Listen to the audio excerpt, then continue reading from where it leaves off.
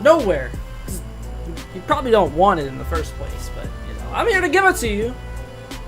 I hope that's okay. I'm gonna give it to you whether you like it or not, is basically what I'm saying.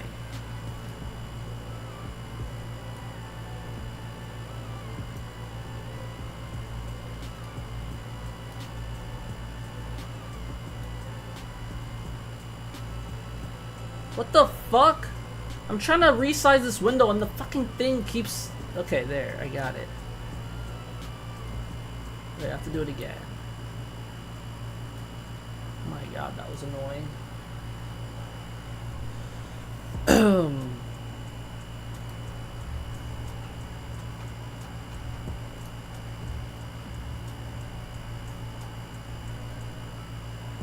Oh, sorry, but I'm gonna turn the AC off in a minute. I know it's kind of loud, but it's hot. It's hot up in here.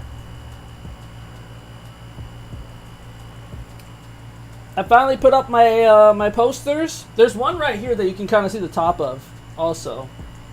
But we got on our right. Yeah, right. We got Toph Beifong, if you can kind of see it. It's kind of far. And on the left, we got the best rapper there is, ya boy, Logic.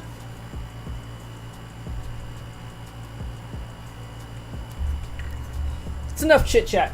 Today, we're continuing our epic saga in the Olympics. We're gonna do more Olympic shit. Hope that's what you came here to see. That's what I came here to do. And let me just re-ingratiate everyone with what the fuck was going on, what we were doing. Is that the right word? I don't know, man. This on? Is it? Yeah, which song?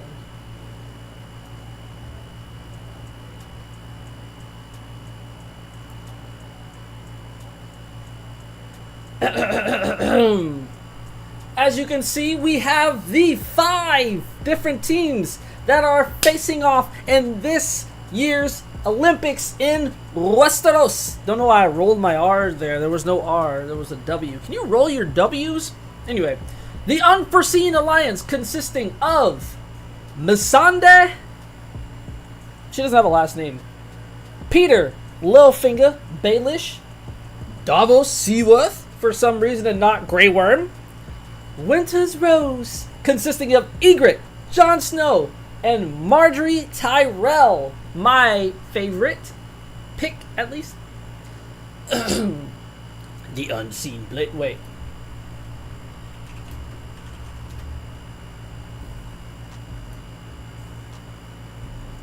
The Unseen Blade is the deadliest. The Unseen Blade. Wait, is it with an S? Oh shit. There's an S.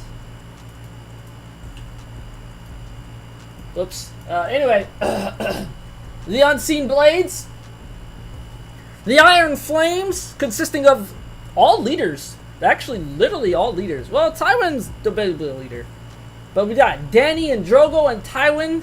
This team is fucking hardcore. And then we got Mind Over Matter, the underdogs of the century. We got Tyrion, we got Bran, and we got Theon Greyjoy. Can I get a cheer? Wait, let's get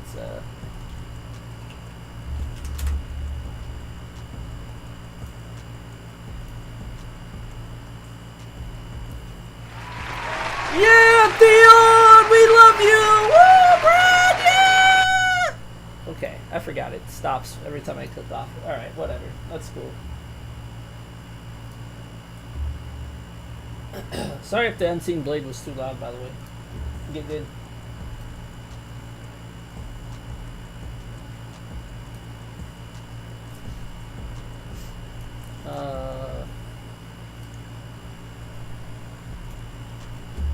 To revisit our rankings. What the hell is this? Oh, right. Oh, actually, I need to get that open.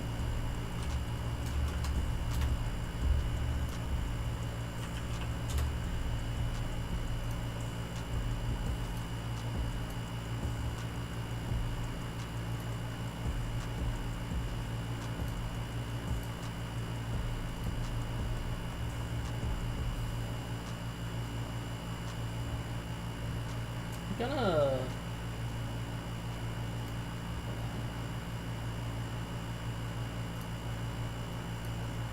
Let's adjust this a little bit.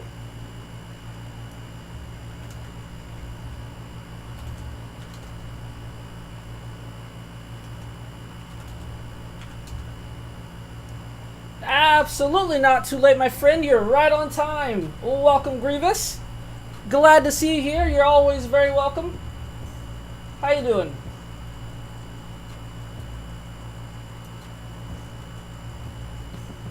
I gotta sneeze. I was just reintroducing everyone into what we're doing today. Was bringing up the rankings that we did last time. Oh, also I'll turn off the AC. I might turn the AC on and take like a little break. The fucking noise that it makes can't be in the fucking videos. It's fucking annoying. But I might turn it on later. Take a little heat break. Oh wait. Actually, that actually kind of works. I just realized we don't need that whole thing. I might just do it like that. Doing relatively well. Looking forward to the stream. Excellent, man. Looking forward to you being here. I was looking forward to this stream too, man. This is gonna be good. How's everything sound, by the way?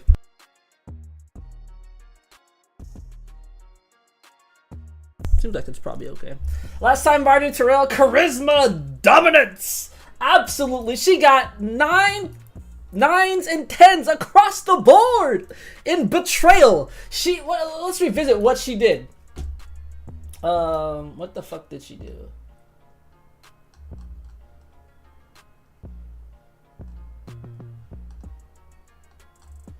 Oh wait. Yo, what's up, Skittles? Yeah, it's been a while, man. Sounding good? Alright, sweet. Thank you. I think it was all the way in this one. I've been doing good, man. I think I probably switched up my content since the last time we talked. Sorry, that's my dog ruffing in the background. I might kick him out at some point. But it is what it is. It's trash day. How you been doing, man? Oh yeah. Ah, yes.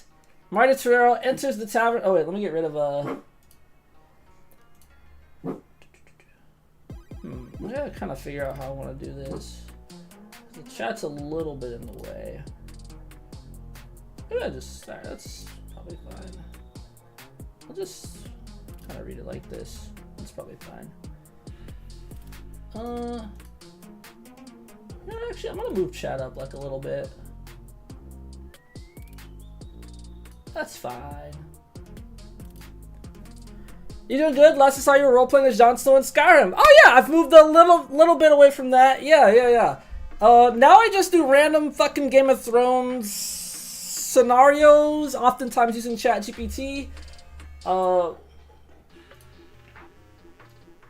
the music a little.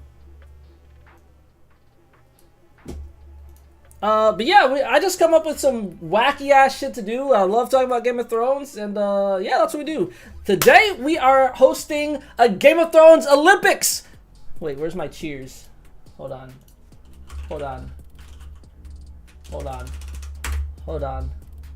Game of Thrones Olympics! Samurai. You know, people call my name now. It is what it is. They also suddenly stopped cheering on a dime. Anyway, yeah. What was I doing? But yeah, we're on day 2. So day 1, we had the betrayal competition. Here's our teams. I already kind of went over this, but I'll do it again. Whatever. Here's our teams. We got Bran, Tyrion, and Theon Greyjoy all on team 1. They're called Mind Over Matter. We got Daenerys, Tywin, and Drogo, the Iron Flames. The Unseen Blades consists of Melisandre, Arya, Brienne, Winter's Rose. My personal favorite, if I had to pick, I have to be unbiased because I'm a judge, is Ygritte, Jon Snow, and Marjorie Tyrell, and the Unforeseen Alliance. Missandei. Almost said Greyjoy for some reason. Missandei, Davos, and Peter Littlefinger Baelish. Yeah, Marjorie, she, in the betrayal competition, she went in there, her warm demeanor and natural charm immediately captivating the attention of those present. Spotting the selected man, she deftly navigates the room to initiate a conversation.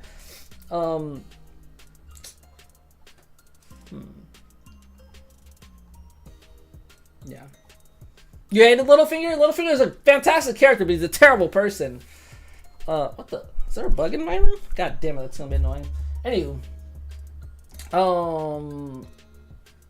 She did something crazy. Oh yeah, she did charity work with him, and then on day 3, she arranged a small private feast in his honor at the tavern where she praises his charitable work in front of the local townsfolk and further solidifying their camaraderie. And then on day 4, she says, wait, oh, that's something different. They get attacked. And Eddard is fighting them off, fending them off. Bing, bing, bing. I'll save you, Lady Marjorie. Don't worry. I will fight for you with my life if I must. And then she reveals to a shocked and hurt Eddard that she was behind the attack. She expresses regret but states that there was a necessary move to protect her family's interest. Eddard is taken away by the men, feeling the sting of betrayal while Marjorie watches them go with an unreadable expression. That was the winner of yesterday's betrayal competition. But Today we are doing the chasing competition, because we all know that there is all kinds of chasing that happens in Game of Thrones. Let's do the rundown on that. I don't know what that is. So, for the chasing competition, there's a target. Maybe I should actually adjust this. I'll say time. Whoops, not. Time how long it takes for them to chase. So there's a target. We're going to time how long it takes for them to chase them down. We'll put timestamps. I'll erase this part. Using timestamps. If they take too long, the runaway might get away. And they're located in Flea Bottom. And I'm not sure if this will work out right, but we did ratings last time, so if I bring up the,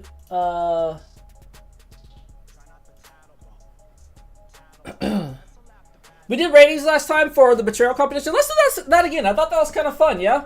We can do ratings again for this. I was just going to base it on time, but how about we let's base the chasing competition off of time and, like, the way they captured them. Like, if they did it like in a really cool or like clever way or something, then I think we can like put that in our rating as well. So let's try rating them again. I think that'll be cool. If it's too weird to rate them, then we'll just go straight up based off time and we won't rate them. We'll just go whoever's the fastest. Sound good?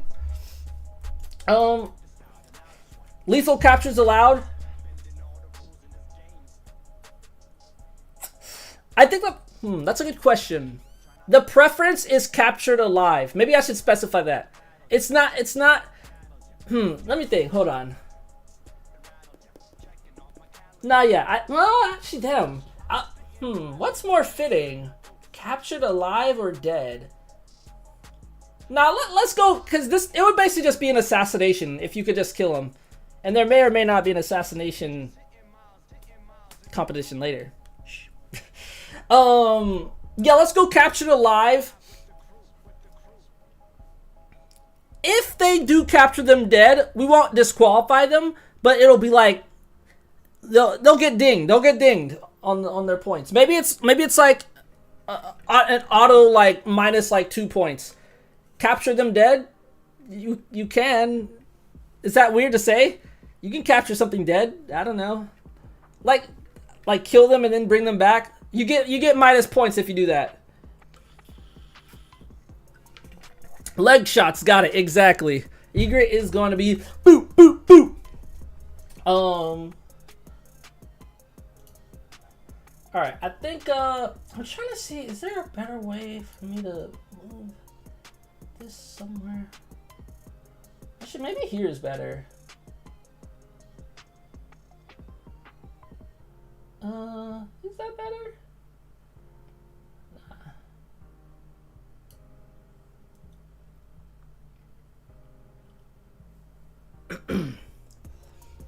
Go to have a shower, have a good stream. Alright, thanks a lot, Skittles. Thanks for stopping by. Brought in dead or alive, so like a bounty where they're worth more alive. Yes, that's a great way to put it. Great way to put it, Grievous. Red Dead Redemption Memories. I played the first Red Dead a bit, but I never played the second one. But I do hear it's a really good game.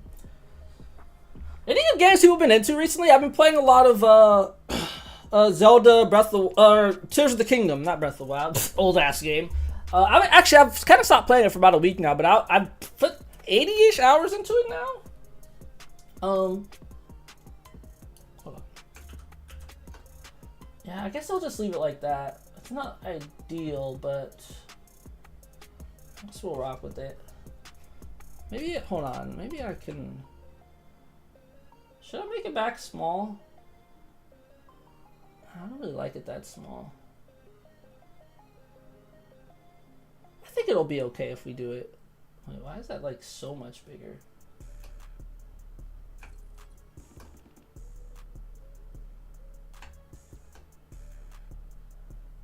Shit. I've also been playing retro games for retro. Oh yeah, started Final Fantasy 1 on the NES. Is actually pretty fun despite being so old. I mean, they're classics for a reason. Haven't played a game in a couple months. Life, I get it. But I was spending a bunch of time on Smite before that. Nice. I'm a League player. I know Crazy's a League player. I've been playing a lot of TFT, which is like a lesser known kind of game on League, but maybe not lesser known, lesser played. Yeah, I played League for like 7 years. I was good. I was fucking nasty at that game. But yeah, eventually I was like, man, fuck this game. It's ass. Anywho.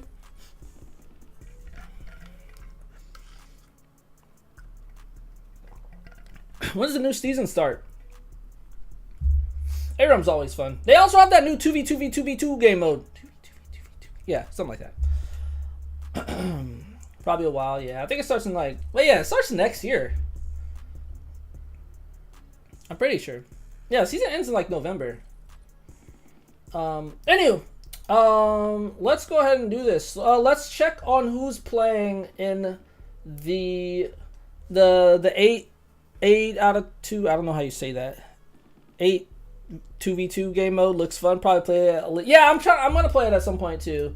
Just been playing TFT, but yeah, it seems interesting. I don't know if it'll be that good or not though, but we'll see. We'll see. Something just like tickled my ear. Anyway, what was I gonna do? Okay, so let's go ahead and edit these real quick, and then we'll get started. Why don't we? We're here for the Olympics. So this one is Egret.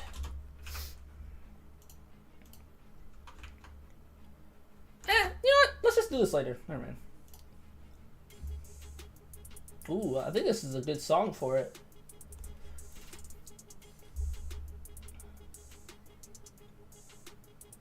Okay.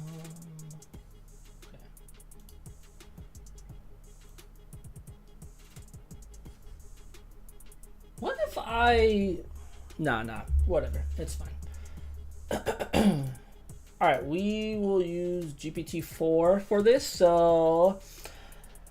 Alright, who do we start with? Let's start with the loser.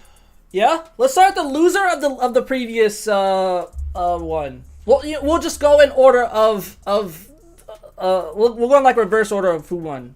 We'll go worst to best from the previous round. So let's start with Mind Over Matter. They are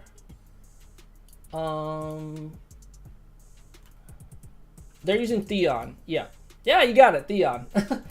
You already know. All right, I'm gonna go ahead and put this in. Theon. Okay. Sorry, I had to gotta remember like all the shit that I was doing. There was so much going on. All right. The next competition, the second competition. His bow is his best shot, probably. Very good point, actually. The second competition has begun. Team Mind Over Matter has chosen Theon Greyjoy to participate in this competition. It is called Chasing. I never fixed that name, but hey, It is I'll say the chasing competition. Here are the rules.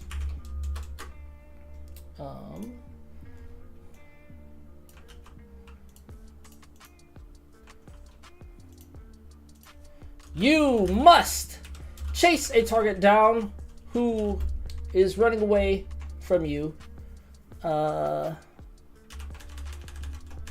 I'll get rid of the king's orders. You are timed. You are judged on how long it takes to chase them down, and on how effectively you capture them, or even stylishly. I'll give them style points. Let's give them style points.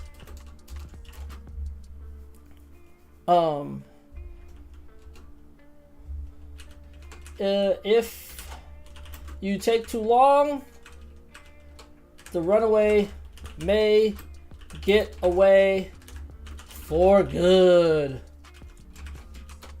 They are running away in Flea Bottom. You can capture them dead or alive, but there is a high preference on alive. You lose points if they are dead. I'll just say, what did I say? Let me copy this. I just want to make sure I'm giving chat as much as I can. Hold on. There you go. Yeah, okay. Explain what happens during this team's chase. Use timestamps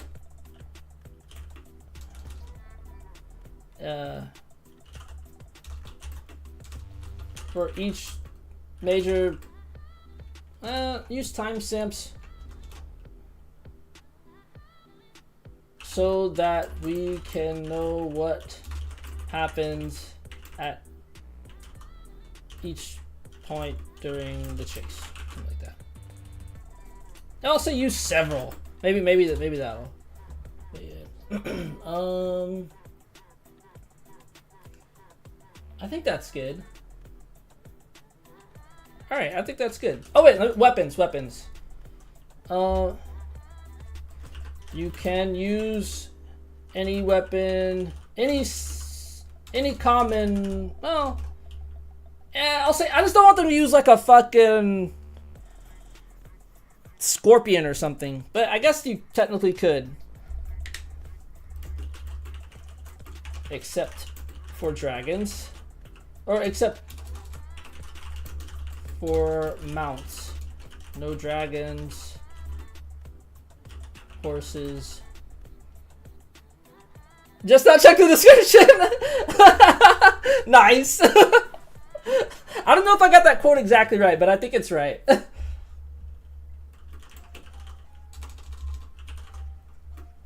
Unless you happen to find one during the chase.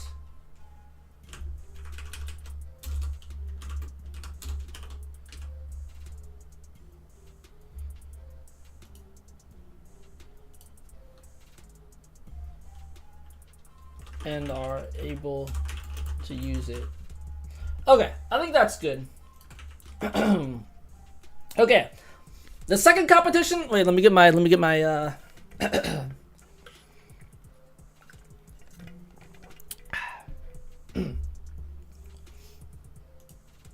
go. The second competition has begun. Team Mind Over Matter has chosen Theon Greyjoy to participate in this competition. Ignore that little voice crack that happened, by the way. Anyway, it is the chasing competition. Here are the rules. You You must chase a target down who is running away from you. You're judged on how long it takes to chase them down and how effectively you capture them, or even how stylishly. Should add that.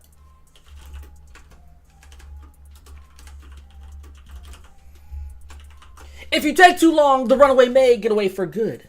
They are running away in Flea Bottom. You can capture them dead or alive, but there is a high preference on alive. You lose points if they're dead. You can use any weapon you want except for mounts. No dragons, horses, or the such, unless you happen to find one during the chase and are able to use it. I'll leave that part out.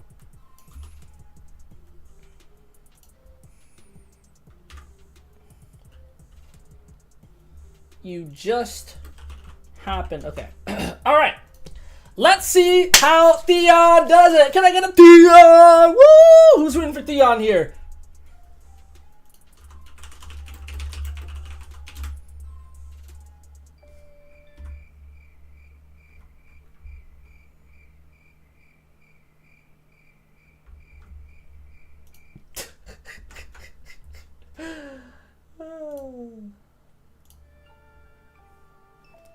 All right.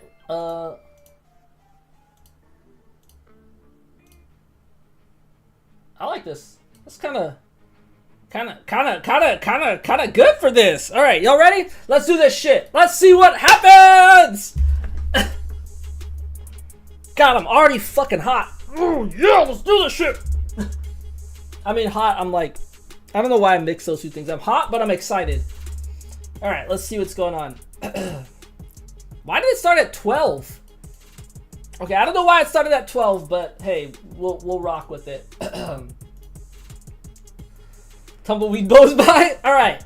At the beginning of the chase begins in the narrow, winding streets of Flea Bottom. The target, a nimble street urchin, quickly disappears into the bustling crowd. Theon draws a deep breath, readjusts his grip on his small net he has chosen for capture, and takes off after the runner. 3 minutes later, Theon catches the sight of the urchin darting into an alley, and he quickly follows, using his knowledge of narrow spaces from his time in the Iron Islands. The urchin is surprisingly fast, but Theon's determination does not wane. 4 minutes later, they're now running through the busy Flea Bottom market. The urchin tries to use the chaos of the market to his advantage, knocking over stalls and throwing fruits at Theon. Theon, showing exceptional agility, quick reflexes, dodges the obstacles while maintaining his speed. 12:15. Theon almost captures the urchin when he manages to corner him in a dead-end alleyway. But the urchin uses a hidden passage known only to Flea Bottom locals, leaving Theon staring at a stone wall. Oh, Theon's gonna lose some points on that when he let the guy slip right through his fingers.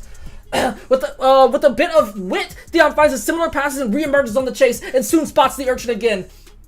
As they approach the docks, the urchin stumbles, giving Theon the opportunity to close the distance between them. With a stylish slide, Theon lunges and manages to throw his net over the urchin. The chase ends. Theon, slightly winded but satisfied, hoists the captured urchin onto his shoulders. He made a successful capture without causing harm to the target, impressively demonstrating his physical endurance and clever use of the environment to his advantage. Woo! Not a bad play by Theon. He was actually able to catch up to him. We thought he was gone. We thought the urchin had gotten out of there, but Theon was able to use his knowledge and find another passageway to sneak up on him and throw his net over him and capture that little boy and bring him back home with him. How long did that take? 23 minutes. 23 minutes for Theon. Let's go ahead and write that down. Maybe we should judge at the very end. That way we have something to like at least compare. Because since these things are like never before seen things, it might make more sense. Let's judge at the end this time. You can have like something in your mind, but let's judge at the end. Although, will we forget? Nah, never mind. Let's just judge now. Fuck it. Maybe we can change. We could like maybe change ours a little bit like we did last time. So fuck it. Let's judge now.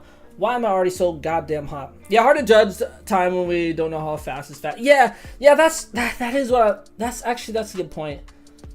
That's a good point, actually. Yeah, maybe okay, the only thing I'm worried about is if we forget. Alright, fuck it. Let's try judging at the end this time. Let's see how it goes. If it doesn't work, we'll change it up next time. Holy shit, I'm already really hot. I'm gonna turn the AC back on. We're gonna take a little heat break for me. God damn. Why is it so hot here?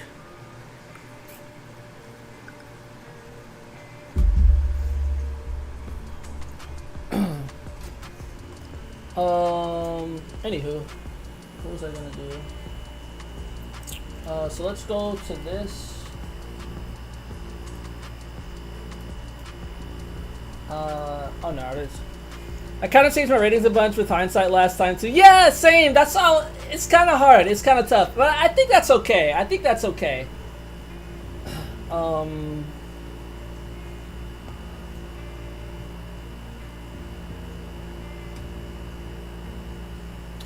Yeah, let's judge it at the end. So we'll move on to. Let's move on to the next person. Who won, or who came in 4th? Unforeseen Alliance, right? Oh wait, no, I'm sorry. Oh, the unseen. Wait, hold on. Oh, actually, oh, Danny came in 4th. Oh shit, I didn't remember that. Damn, that's actually crazy. That's a hard. That was hard. Yeah, Drogo, you're right. Thank you. Okay. Drogo is gonna take this motherfucker down, that's for sure. God damn. Okay. Close that out. So yeah. I'm gonna tell it to just do this. Do the same thing, but this time the next competitor is from team from the Iron Flames team. Their competitor is called Drogo. Please start the time stamps at 0.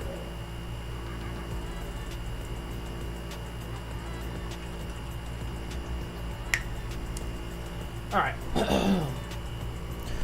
Alright, back off. I might be doing that a lot. Because I'd be sweating. And the fucking thing is loud, though. Alright. Yeah, there was a joint second between Mel and Baelish, but then Baelish got second after a score change because GPT gave him mega points, pushing Mel to 3rd. Yeah, that's right. That's right. GPT. Okay. Yeah, let's do it for Drogo. I think that's all I need. Okay, back in my announcer voice. Not a bad performance by Theon Greyjoy. Quite surprising, actually, that he was able to take him down in 23 minutes flat. But are we going to see something far more impressive from the Khal himself? That is right, yes, Khal Drogo. Let's see how he does. Let's get some cheering going on again. Drogo! Drogo! Drogo! Oh wait, maybe I should. Yeah, it's louder! Drogo! Drogo! Drogo! Alright, let's see what the fuck happened. It already looks like he did it way faster. Okay. Alright. Drogo's fit. So there's that. Absolutely. So I'm just gonna. Okay. Alright. Khal Drogo with his long hair streaming behind him and an intimidating look in his face sets off on the chase after the runner who just disappeared into the crowd of Flea Bottom. Khal Drogo does not carry a weapon, just rely on his strength and agility. Oh my god, that's terrifying. Is that 2 seconds or 2 minutes? I think that's 2 minutes later. 2 minutes later, despite his size, Drogo maneuvers through the crowd effortlessly. He is used to moving in tight spaces, growing up in the crowded Dothraki Sea. His size, rather than hindering him, helps him clear his way through the crowd. Fuck, I'm stuttering.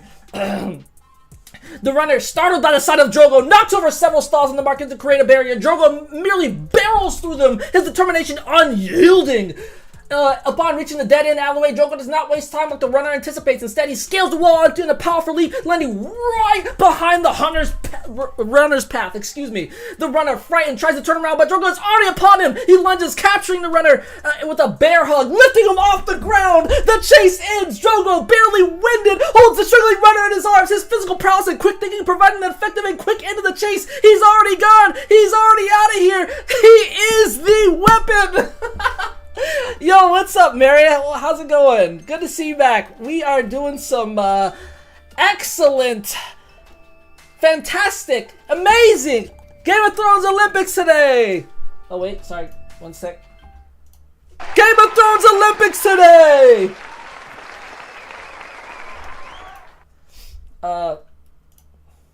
That joke's not gonna get old, by the way. Big ouch for Theon. That's right, Grievous. That's a big ouch for Theon. We thought that he did okay, but it looks like in 11 minutes flat, Khal Drogo was able to chase down this person and take him down with ease. He in under half the time it took for Theon to do it, Drogo was on him the whole time. He didn't let him escape. He didn't let him get ahead of him. He didn't let him do anything but get caught, and he brought him back alive. That in itself is a feat for a Khal, a man of the Dothraki who pride themselves in killing. The judges are gonna love that one. Drogo did in seconds what it did. Okay, I think let's ask. Is that this has to be minutes? This has to be minutes. This is 11 minutes. Because this, yeah. I wouldn't know. There's no way he did this in 11 seconds because it said he maneuvers through the crowd effortlessly. He used moving in tight spaces. I don't want to ask it because I have 25 messages that I can send. I don't want to waste it on that. But I'm gonna say this is minutes. The bear hug takedown's pretty badass. Yeah, he just fucking come here, bitch. Boom. I like what you said, Mary. Drogo is the weapon. Yeah. that boy was scared. He said, "Please, I was paid to do this." Oh man.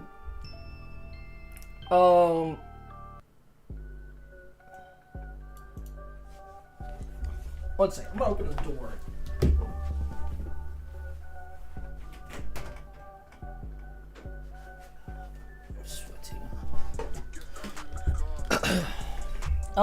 Let's see. Yeah, I'm trying to make sure this is minutes, right? Yes, he can't scale a wall in 2 seconds and land right behind him. Maneuvers through crowds, he uses moving tight stages, whatever crowd. In the Dothraki Sea? Did he use the same display from it? No, it didn't. Wait, no, it did. I'm sorry, it did. Oh yeah, you're right, it did. It just started at 12. You're right. So yeah, it's definitely minutes. Yeah. Or else it would be. I don't know why it did it like this, but or else it would be 12 whatever minutes and yeah. Vos Dothrak. Oh, that's true. So yeah, I'm gonna count that as minutes. Yeah. So that was fucking fast. Let's go on and move on to the next person. Let's see who we got next. Who was third? Mel was third. Yeah, Mel was third, like we said. Okay. And who did they pick? Do you remember? They picked Brienne, no?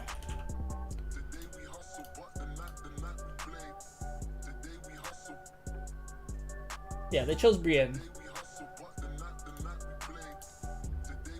All right.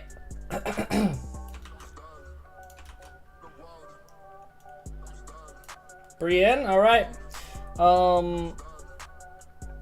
The unseen blades.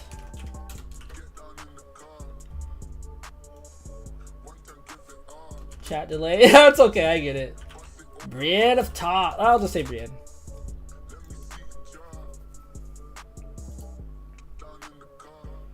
Okay. All right.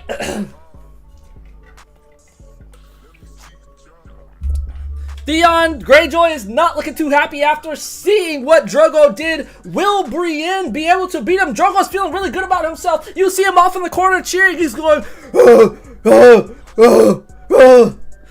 I believe he is starting to take out his arak and kill someone too. Oh my god, someone should probably go stop him. But now Brienne steps up to the plate, so to speak. It's not a plate. And she begins her chase.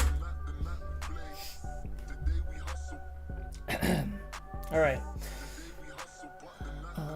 Brienne, poised and alert, focused her eyes on the target as she disappears into the crowd. As he disappears into the crowd, her stern features are set in determination. Her tall figure standing out in the throng of flea bottom. I thought that said thong. 1 minute later, without wasting any time, she sprints into the crowd. Her height and strength allow her to part the crowd like a ship cutting through waves, making it easy to keep the runner in sight. The runner throws an old woman in her path. Oh, my leg, my back! Trying to slow her down. Brienne, however, catches the woman in mid-air, sets her aside gently, and continues to chase without losing momentum. My God, the judge is gonna love that one. That's crazy that she kept the civilians out of harm's way. And then a couple minutes later, the runner takes a sharp turn into the alleyway, thinking he has lost her, but Brienne's sharp eyes and swift reflexes allow him to cut him off. Brienne finds an alleyway blocked by a makeshift barricade. With her sword, she cuts through the obstacle, clearing the path and closing the gap between her and the runner.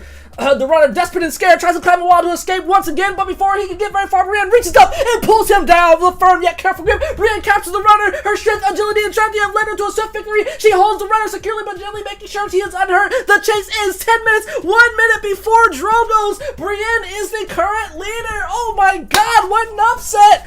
That was a great choice by Arya and her team by picking Brienne in this challenge. Wow, 1 minute to spare. Okay, now we got a competition. Okay, it makes sense actually. It makes sense. Brienne, she's fucking big, strong, and she's smart. Like that was a good choice. That was a good choice. I was not sure. I thought Arya might be a better choice, but all right. Here we go, proving the King's Guard's worthiness. Yes, sir. Okay, I totally thought Theon did okay, but he did absolute dog shit. He did so fucking bad. They're blowing him out of the water. Just absolutely blowing him out of the water.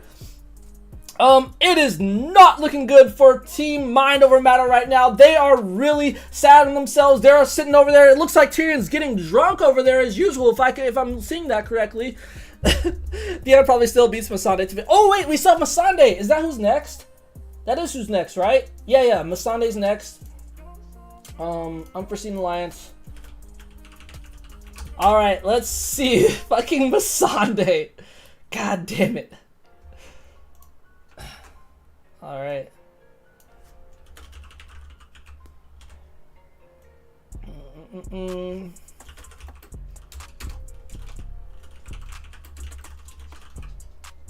Leo, where you going? My dog just left the room and he's gonna go bark. Where you going, buddy? Huh? Come here. Come back in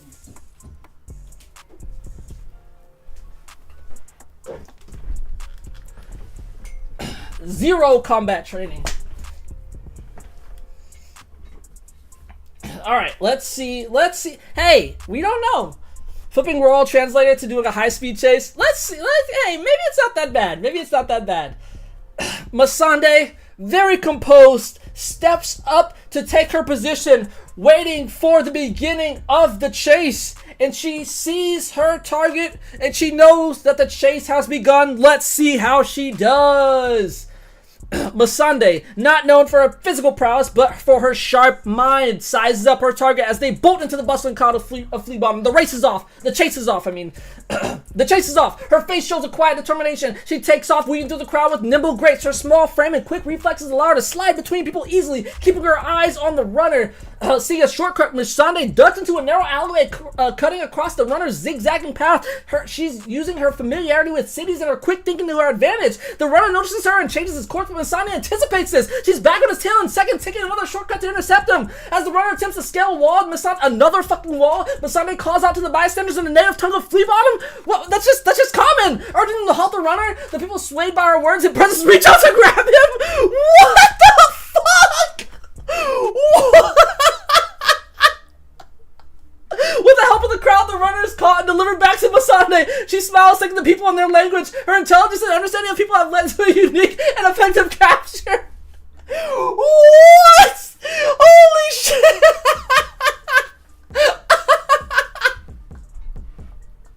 Yeah. Oh my God. You know It's allowed. Fuck it. She just, you know, there was never a rule against just asking people to help you. Oh my god. Wait, that's actually kind of genius though. Like, hey, can you stop him? What? What? That's absolutely ridiculous. Drogo's sitting there looking like, bruh. Wow, okay. In a shocking turn of events, Missandei is one of the top chasers of this year so far. Wow, in 11 minutes flat, only 1 minute behind Brienne, using her wit to her advantage and the simplicity of just ask. That is absolutely insane.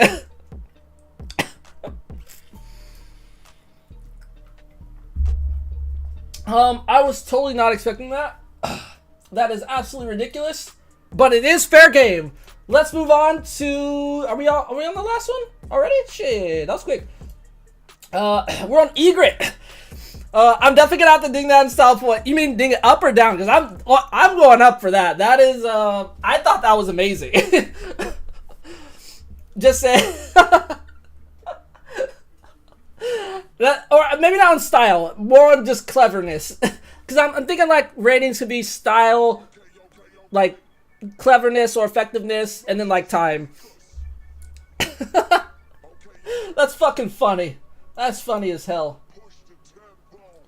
Okay, Egret is the last one we got. Yes. Okay. Down. I'm in the Drogo school of fuck 'em up. Alright, that's fair. That's fair. Just FYI for the folks who haven't been here, aka Mary and if Skittles is still here, you all get to vote in chat who on each person, rate their chasings, and we'll see who wins. And I mean, of course, any lurkers who are also here. Sometimes there's also folk who do that. All right, let's see. Same thing. Let's do. Feel like the other three worked hard. Feel like the other three had to work way harder trying to do the assignment as stated. That's fair. I mean, the rules never said you can't just ask other people to help you though. I feel the judges have decided that is not illegal. That is legal for them to do that. I didn't think they would. I mean, I guess it's high risk, high reward. Because what if they're just like, fuck you, and like, and then they got away, you know?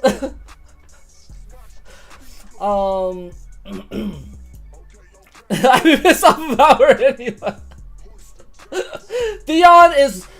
Theon probably looks terrible right now. He's probably like, alright, so the last one, Winter's Rose is Egret. Alright, Egret, after seeing Missandei's lame play of using the crowd to help her, takes out her bow and arrow and stands confidently at the top of Flea Bottom and is ready to take them down. I mean, they didn't say you couldn't, but they also didn't say you could, and the rules were speaking enough to say you could use a dragon if you found one. Yeah, exactly. So, I was like, hey, if a dragon happens to show up, fuck it, you can use it. Most players, I think, would assume not allowed, and that's what Missandei used her brain for. She's smart. She said, okay, I'm gonna find the loopholes in these rules, and hey, she got an 11-minute run.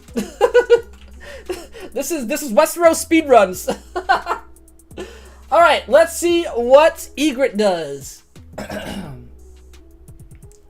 Take a swig of water real quick. I think Egret's gonna do really well.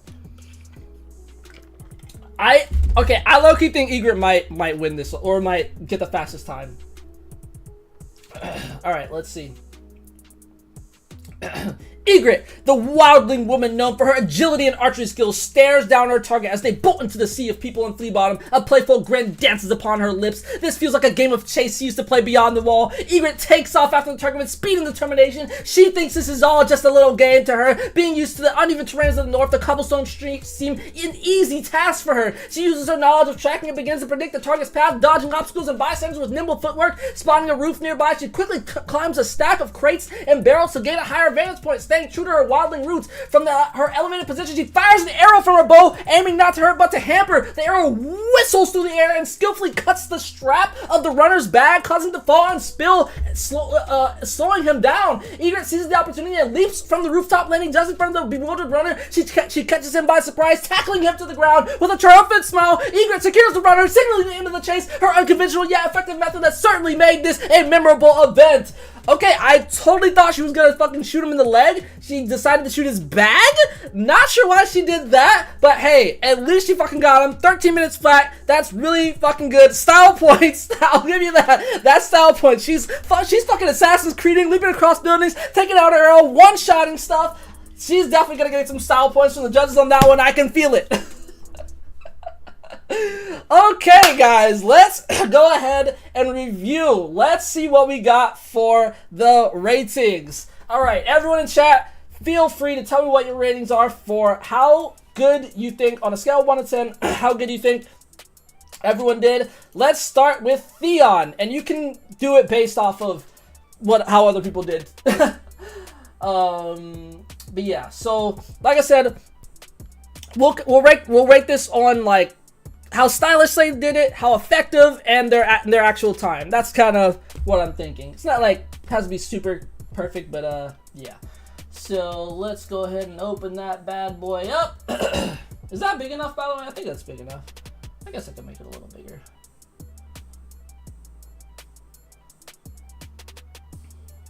Actually, yeah, why am I like making it small? Let's just put it here. Whatever. Miss Hawkeye. Ygritte's aim was so good she managed to not hurt him at all by shooting. That's true, actually.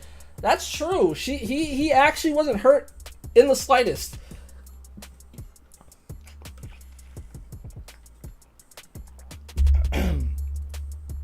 All right. So for Theon, based off of how everyone else did, Theon took a clean 23 minutes. By far the longest. That was some Assassin's Creed shit. It really was. Theon took the longest by far to capture the target. Basically double everyone else's time. And then also, Theon loses him in a passageway. He thought he cornered him, but then he got away. But Theon was able to pick it back up again. But man, I'm thinking I'm going like a 4-3. Like, based off of how everyone else did it, it didn't seem that hard.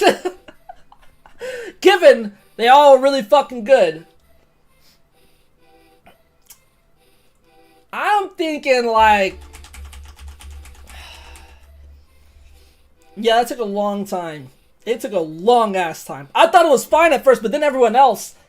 Let's actually. I think it's fair game to compare it to everyone else's because we have no other info. But at least he had actually got him himself. Hey, if that's how you want to judge it, that you can absolutely do that. I think I'm gonna give him like a.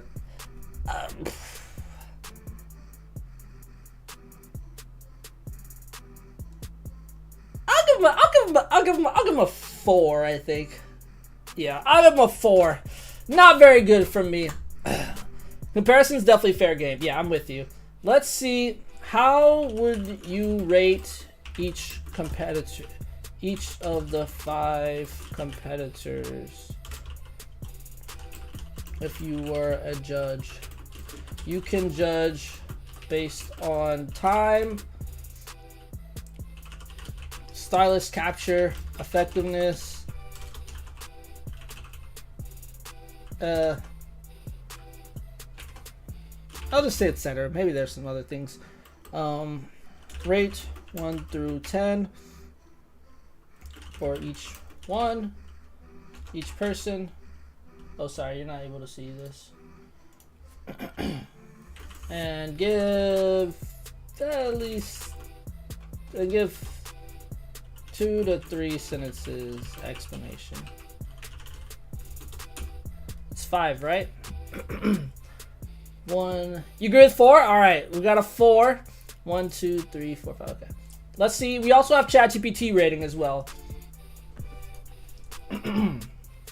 We'll look at ChatGPT's after. Grievous, what's your rating? And I don't know if you were listening or not. Craze, what's your rating? And anyone else who's there who wants to rate and saw what was going on. And I'm just gonna average out chats. Chat is one entity.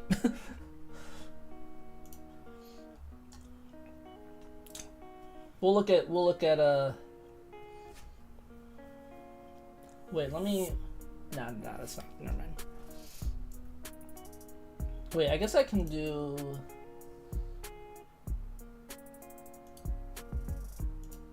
maybe this is my personal experience with security. Oh yeah, I forgot. But having been told to stop people, I feel like the person telling you it gets next to 0 credit for the detainee. I'm fair. I'm fine with that. With you judging that way, that is totally fine with me. I think it was awesome. I'll do it like this. 4 plus whatever you're giving Theon. What did you say? What you gave Theon, Grievous?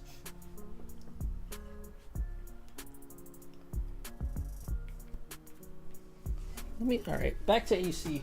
Get it nice and cool in here.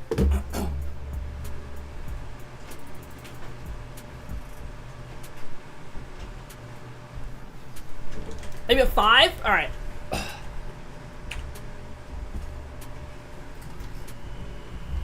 It was slow and there was blundering with letting the guy get away. Yep. All right. 6.5 average. All right, let's see what ChatGPT's is. Fuck, actually, I can turn it back up. Ugh. You know, I'll just take a little break after this. I can cool off for a second. Okay, I guess we can see Khal Drogo's as well, but whatever. Plus, Brienne, Drogo, and Aegir all had solid style points by comparison. I'm with you on that, absolutely. So we got a 5 out of 10 for Theon Greyjoy from Judge ChatGPT. Theon demonstrated average performance, but there was a lack of efficiency and style in his chase. He managed to catch his target, but his method was relatively basic and uninspiring, not leaving a lasting impression on the spectators. I'm with it. That's right. I think that's pretty much right there with everyone else. And it looks like we got an average of 5.1. Let's hold on. Let's 5.17. That's a pretty shit score. I'm not gonna lie. That's a pretty shit score. Let's move on to we'll do Drogo next since that's what was brought up. Well, Drogo. Let's read what ChatGPT said. Fuck it, since it's already there. Khal Drogo showcased a unique blend of raw power and agility, cornering his target impressively. However, he lost a few points due to the damage caused during the chase and his capture method, which could potentially lead to a deceased target. Interesting. So they wanted the capture to be really clean, so they gave him an 8 out of 10. I'm gonna be somewhere close to that too, I believe. Could have been worse. They could have picked Bran. Yeah, that's true. Bran instantly disqualified. Going back over what happened with Drogo. Oh yeah, Drogo just pushed through everyone and fucking jumped over a wall, which I think is awesome, and then just fucking grabbed him and bear hugged him and lifted him off the ground and brought him back while he was struggling the whole time. In 11 minutes, also 11 fucking minutes. That is almost the fastest. Like, honestly, okay, the only reason I think I don't give him a 10 is because Brienne, I think, fuck. It's a 9 or 10 for me. 8 sounds about right. That bear hug finish was awesome. It's probably a 9 because, Brienne was faster, though and also showed off. I know, I think Brienne's probably my favorite. Brienne, she used wit. She used Efficiency, she didn't really style it up. Maybe she doesn't get a full 10, but maybe auto Egret too. The Egrets was fucking bad at. Maybe Egret actually fuck. Okay, hold on. Let's do Drogo. Drogo. Okay, so you got an 8. What do you think, Mary? I'll do that for now. I think a 9 from me. I think a 9 from me for Drogo. Brienne catching the old lady midair. Oh, I forgot about that. Oh, that was so fucking good. Go with 8. All right, 8 plus 8 divided by 2, even though it's the same thing. Wait, what? Oh, whoops. Oh shit, hold on. Did I totally did that wrong, the other one. Why didn't anyone tell me about PEMDAS? Oh wait, I was doing this. I totally fucked over his score here. That looked right. Oh god, it went down! It went down after PEMDAS! Yeah, that makes more sense. It's 4 and 5. What the fuck am I even thinking? Whoops. I'm down with the 9. I'm down with the 9. It's between Brienne and Egret for gold for me. Both did great in their own way. Oh yeah, we should be doing medals, huh? That's a good point. Okay, that's fair. All right, so yeah, let's do. I guess we'll do it however ChatGPT did it, because or else it's like gonna be weird. Brienne's is next. All right. Can I scoot it down enough? Okay, we're just gonna get spoiled. Whatever. Brienne. 7 out of 10. Brienne's approach was methodical and efficient, reflecting her disciplined knighthood training. However, her style was quite straightforward and lacked a bit of flair that could have added to the overall excitement of the chase. I kind of disagree, actually. I think Brienne's was pretty fucking good. I like Brienne's. I liked how she, like you said, I like how she caught the woman in midair. Let's see. What else did she do? Oops. She sprinted in the crowd. Take a sharp turn. Think he lost him, but Brienne like kept with him. She sliced a barricade open with her sword. Bro, Brienne did fucking good. Yo, I might be down for like 9.5.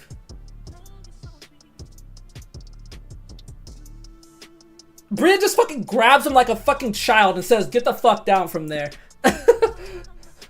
Interesting. GPT didn't like that Drogo could have had collateral, but also didn't like that Brienne. Yeah, that is weird. You're right. GPT is rigged. GPT's paid off. Boo. Brienne's was efficient and fast. Plus, she caught an old lady without breaking stride. Bro, that's what I'm saying. Like, that's like the. I do think maybe she could have been a little more flashy. That would have been cool if she did. But she, yeah, because I mean, cutting down a barricade with her sword, that's cool. But yeah, Brienne gets at least a 9.5 sounds good. I'm kind of down with 9. But I feel like she just missed. Maybe I'll give her. Wait, so I gave. Yeah, I'm gonna give her 9.5. You know what? Yeah. 9.5. Fuck. Or I might give her a 9 again. 9.5. 9. Okay. I'm thinking again. Fuck. It's between a 9 and 9.5 for me. Fuck. Because she might have done equally as well as I think Drogo did. Because Drogo had a little bit of flash, at least in just fucking running through shit and grabbing him. Nah. I'm giving it a 9.5. I'm giving it a 9.5. That was fucking sick. That was sick with it. So we got a 9.5, 9.5. Well, it'll just be a 9.5. Brienne was. Oh wait, fuck. That's a really good point, Mary. Yes. She was faster! Okay, definitely 9.5. You're fucking right. I forgot about the time. That's also a big factor. And ChatGPT gave him a 7. Think Darth, that level of calmness of chase itself is badass and intimidating. That's true, she said. She's just confident. I'm gonna get him. I'm gonna get him. Oh, he's going that way? Gotcha. Get over here. So wait, did she beat I don't know if she beat Drogo. Wait, because GPT might have fucked her over. Where's Drogo? 8.3. Oh no, she did. She is beating Drogo. Okay, I like that. ChatGPT getting paid off, throwing a look in the plan. I thought she was the fastest. She got 10 minutes. 10 fucking minutes. Hey, can you chase someone down in 10 minutes? Given this is all fictional, but hey, can you chase someone down in 10 minutes? I think Masande is next.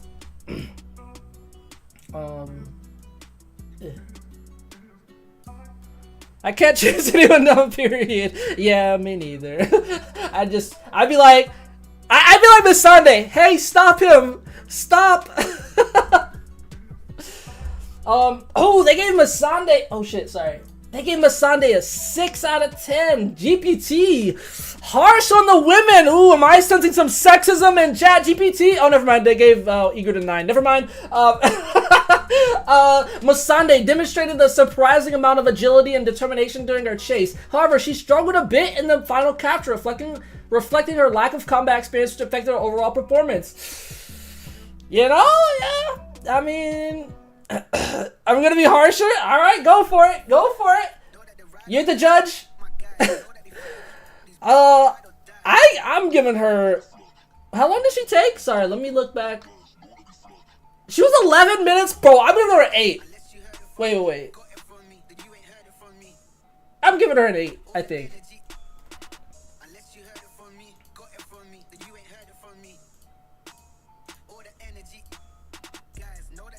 Maybe I should give her a 7.5. I'll give her a 7. Maybe a 7. Maybe 7. It would have been more impressive if it weren't the comment. Okay, that's a good point. That's a good point. It also was. No, the ChatGPT was like, "Oh my God, she's speaking this crazy language." And I was like, "What? Wait, what?" They all just speak common there. 3. This is equivalent of calling for backup, then taking credit after backup captures your purpose. Totally gonna escape you. All right, Grievous with the harsh reality. I'm down with it. 3 plus whatever Mary gives him. ChatGPT gave him a 7. Oh wait, was it 7? 6. I think I'm gonna go with 7. I liked it though. I liked it. I thought it was a good idea. What are you thinking, Mary? The comment. Hold on. Let me look back at it one more time. Let's review. She takes off, weaving through the crowd with nimble grace. She does use. I like how she uses her knowledge. She was like, "Oh, I'm gonna fucking use my familiarity with cities." She saw him change course.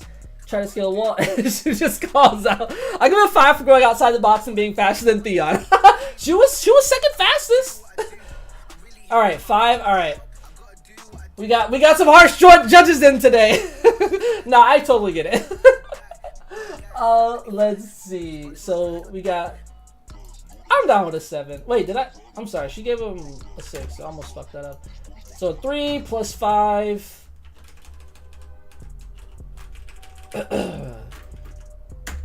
All right, and then the average 5 points. Damn, I should 5.7. Still better than Theon. Theon's at sub 5. That's so fucking bad. All right, and our last but not least, what do y'all think about Ygritte? All right, scored. ChatGPT gave a 9 out of 10. Ygritte's performance was stellar. She managed to catch her target quickly, and her innovative and stylish way of using her environment and skills truly embodied the spirit of the competition. The unique combination of her wilding agility, archery skills, and quick thinking made her chase captivating and memorable. Ygritte gets a 9.5, or half point off is only because Brienne was faster. She might as well have been Evie. Who's Evie Fry? Evie Fry. Oh shit! Which Assassin's Creed is this from? I played 2 Assassin's Creed, Brotherhood and Revelations, which is they're old as hell now. Syndicate. I don't even when did the AC series? Which one is that one? Brotherhood, Revelations. So I missed 3, 4, or 1, 2, 3, 4, 5. Holy shit, I missed a lot. Oh my god, I missed a lot. The last time I played was all the way back here in Revelations. 9.5 was pretty badass. I'm with y'all. I think you're right. I think the speed's the only thing holding her back. Because Drogo and Brienne both caught him. Yeah, she was a little bit slower. I think you played through 4, which is number 4 or all, or like 4 different Assassin's Creeds. Yeah, they're good games. Well, I don't know about the newer ones, but the old ones were definitely good. Old ones. Anyway, yeah. Oh, number 4, Black Flag. I see. I see. Oh, I see. You've played through 1 through 4. Gotcha. Yeah, I think I'm with y'all. I think 9.5 for this. I think so.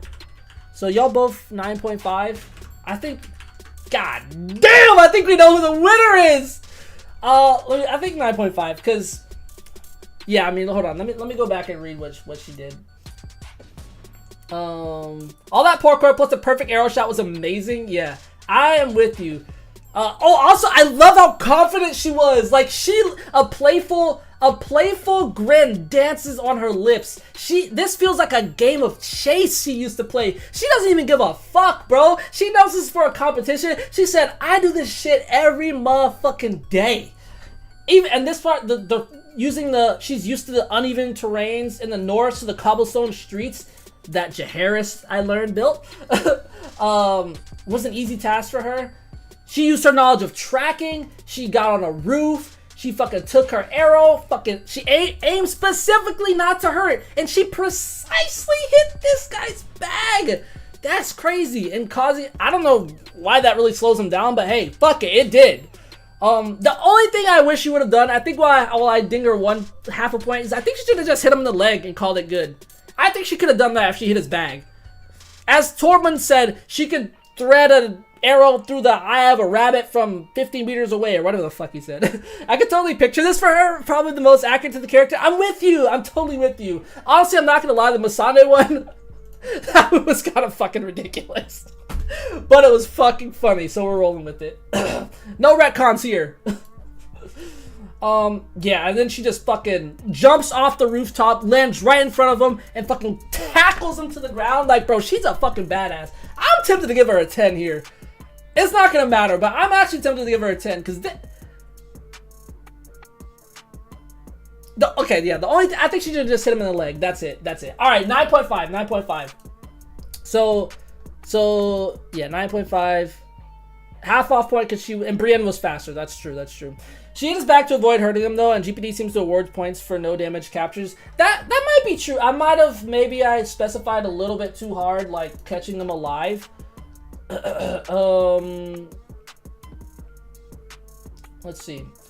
I said you lose points if they're dead. Which, to be fair, from a security POV would also happen. If you had to injure the person to detain them, that's a liability. Paperwork for days. Oh no, paperwork. No, I'm just kidding. I get it. Yeah, let's, why don't we look at the scores, guys? Oh my god. Oh, she got exactly. Whoa, this team is so good. They got exactly the same fucking score in 2 fucking rounds in a row. My god, Ygritte is today's gold medal victor for chasing. Wait, we need a crowd cheer. The crowd's going wild for Ygritte. They're screaming her name. Ygritte. Winter's Rose.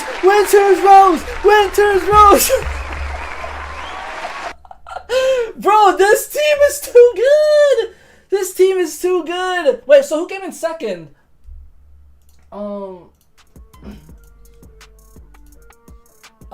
Did Brienne come in second? 8.6. Hold on. I gotta fucking. Oh, I should do this for all of this columns.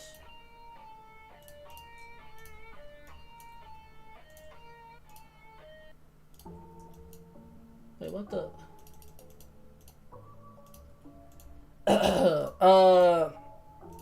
Mel did good. Brienne did a little better this time.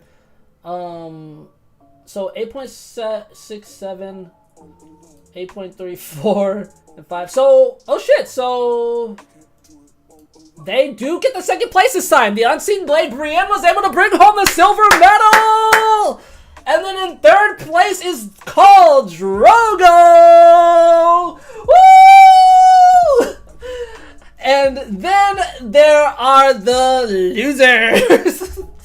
The people who didn't do so well this round are, unfortunately, Missandei, a little bit expected, and also Theon Greyjoy. That's okay. They're picking themselves up. They know that this wasn't their competition, but they're expecting to get some really good scores in the future. The fans really, or the judges really didn't like the way that they captured the perp there by using the crowd to help them. They said they think that was a cheat. They didn't feel good about that. Everyone else used intelligence, strength, etc. to get their perp. And Missandei and Theon, my God, could you have been slower? I could have ran out there faster and caught that stupid little urchin.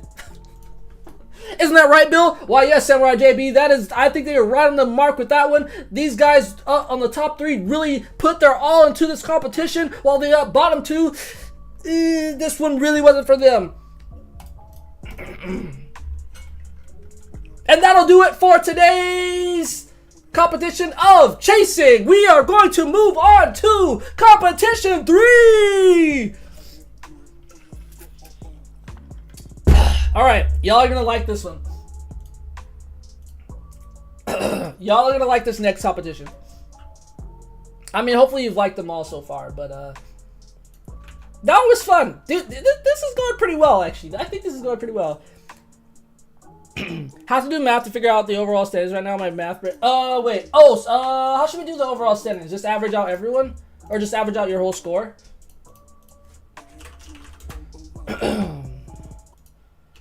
Oh shit. Yeah, I guess it makes sense.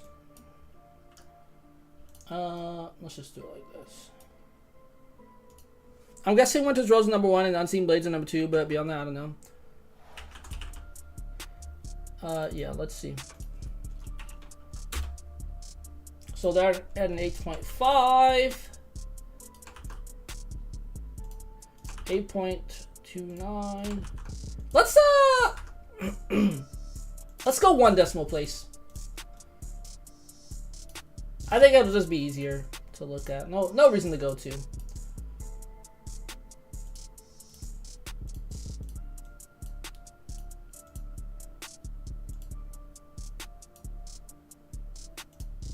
I guess except in the ratings.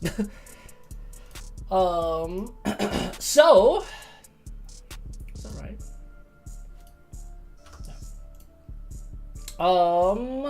So Winter's Rose. Oh wait, I didn't do theirs. Wait, what the? Well, of course they're, of course they're sitting at a 9.3. Yeah, Winter's Rose sitting at a 9.3. Unseen Blade 8.5, 8.3 Iron Flames, 5.9 Might Over Matter, and 7 for Unforeseen Alliance. So yep. Right now, we got Winter's Rose in the lead with a 9.3. That is so fucking high. That is so high. Goddamn. I wonder. Nah, never mind. We'll just keep it. I was gonna say let's just add up the points. So and then it'd be like out of 100 or whatever. But anyway, I guess averaging is fine. Actually, nah. Let's add it up. Fuck it. What will that look like?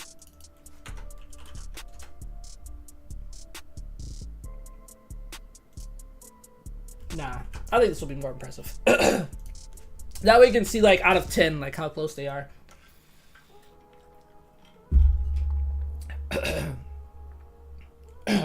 God damn it. Fucking talking all the time. Fuck.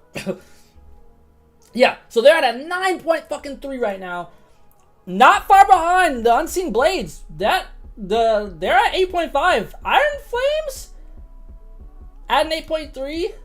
Oh wait, they also got the exact same. And then Mind Over Matter is getting fucked up right now at a 5.9. It seems awful to me. And a 7.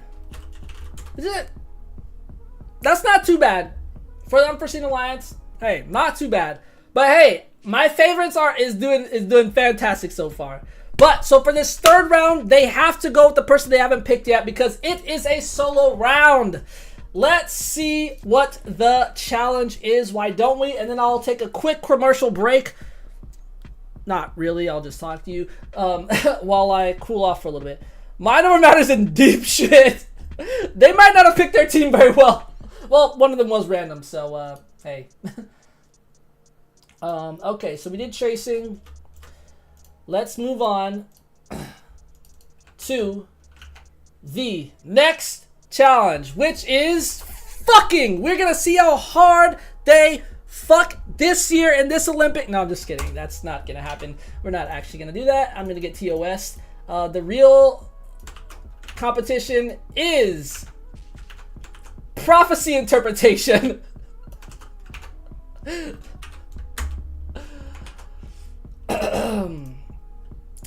These are a little bit like my notes, so disregard some things if they seem not like 100%. There's a lot of fucking that goes on in Game of Thrones, though, so you know, wouldn't be surprised to see it in the Olympics, eh? Who would win? Who do you think would win? Hey, Theon would have a great time if he did that. Marty Valentina and all this, you were joking. They said, they were like, yeah! Dude, oh, too bad they already went though. Who would be in the fucking competition? So we got, hold on, let's go here. It would be Tywin versus Tywin versus Bran versus Arya versus Jon versus Davos. Maybe we should do a fucking competition. Oh, I'm sorry. I put on the my bad. Sorry, here's the teams if you haven't seen.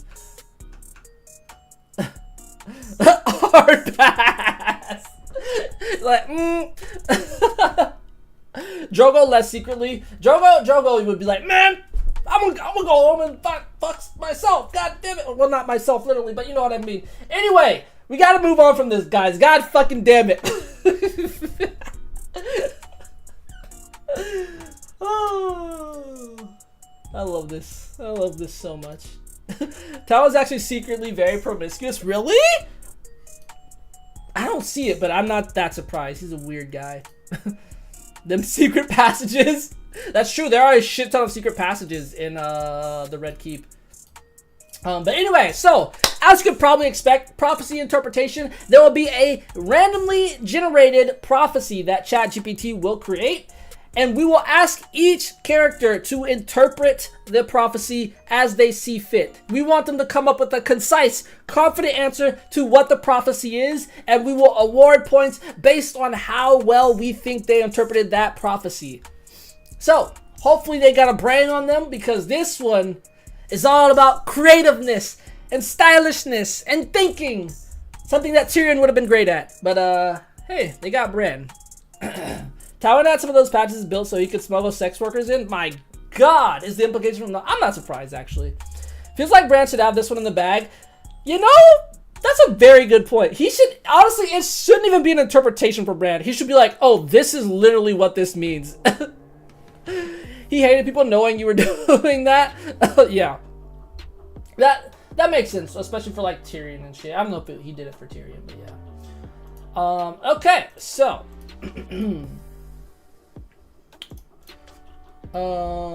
the third competition is wait, let me, fuck, I gotta turn this for a minute. We're gonna take a quick break while I type this up. Oh man, that was good. That was good. Is beginning. It is called prophecy, or it is prophecy interpretation. And then let me copy that. Also, Tywin Bennett. Oh yeah, that's true. That's true. He's like, a man's got needs. Oh yeah, who was did I know Grievous, you entered the poll that I did on YouTube. Let me, is my YouTube on here? I'm not logged in, I think. Yeah, I'm not logged in yet. Well, the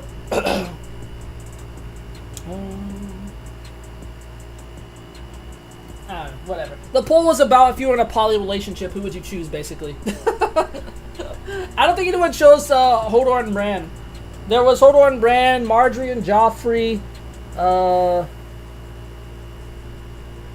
was a hair on me, or a little thing on me.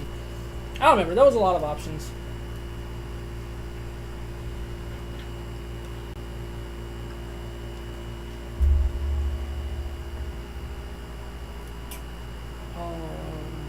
Actually, I guess I could bring it up. I just have to. I don't want to do that. Nah, never mind.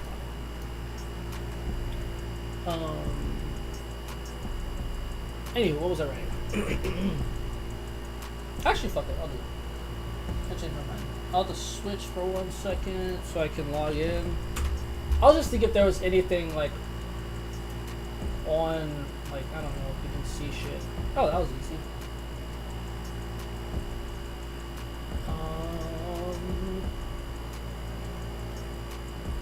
Here we go. Okay, here it is.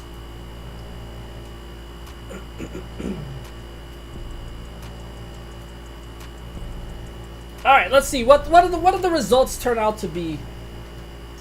You're in a poly relationship with 2 Game of Thrones characters. Which pair are you picking?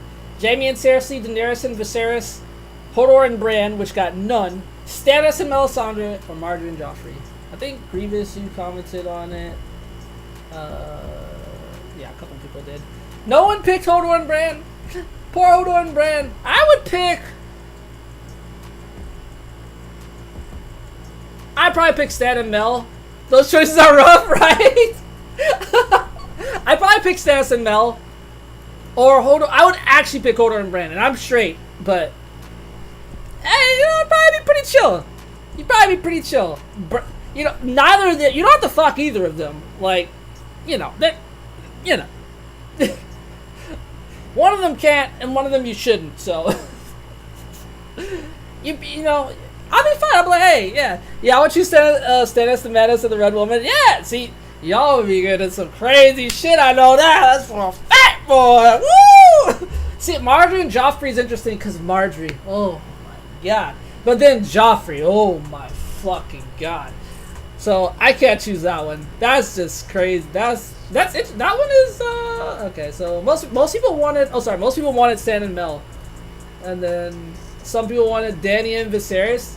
That would be a scary relationship. That's like a little bit better of a middle ground than Marjorie and Joffrey, though. Jaime and Cersei would be just. I would be scared the whole time. You pick Stannis and Mel platonically, yeah. Yo, what's up, Jason? Just keep Stannis old ass out of my way.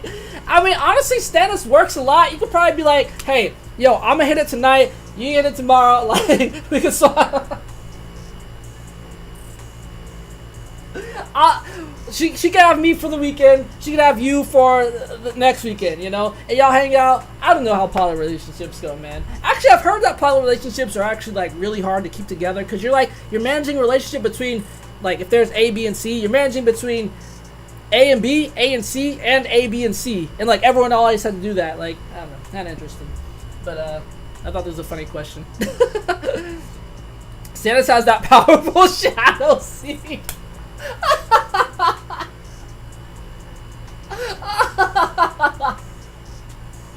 Yo, if I see any shadows showing up in the bedroom, I'm out of there. I'm fucking out of there. Melisandre's a beauty too. Oh yeah, Mel is fucking bad as hell. And I actually like Stannis unlike Joffrey. I'm with you on that. Yeah, Mel is bad, bro. Bro.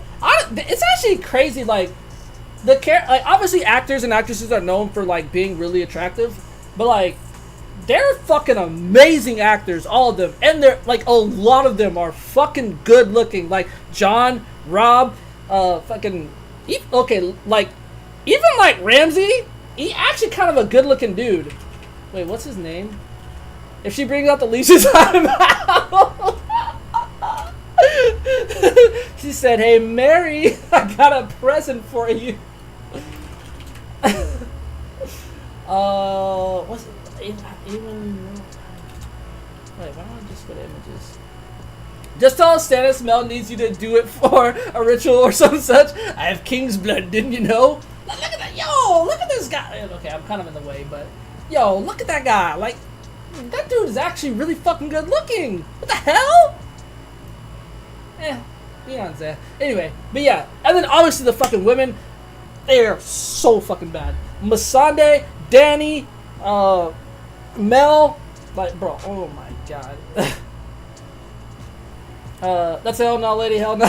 Keep that necklace on. Oh yeah. What if you actually? What if she was? What if when you started, she was like, "Let me stop by taking this off." Oh man. Okay. Anyway, back to today. The standard programming for today. Welcome, Jason.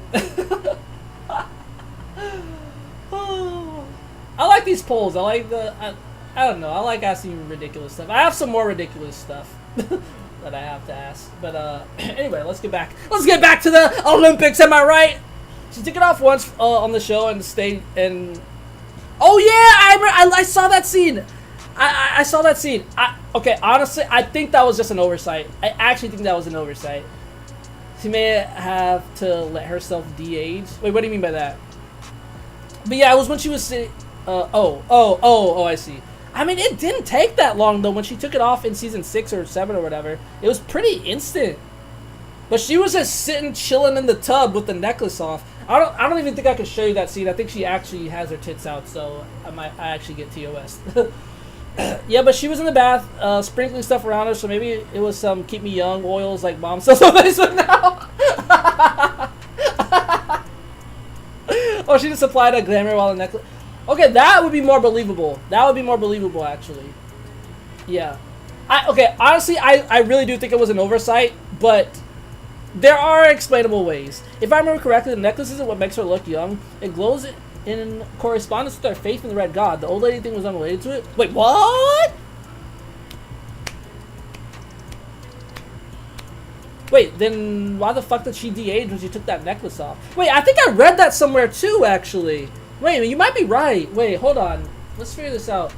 Does Melisandre's necklace... What does Melisandre's necklace do?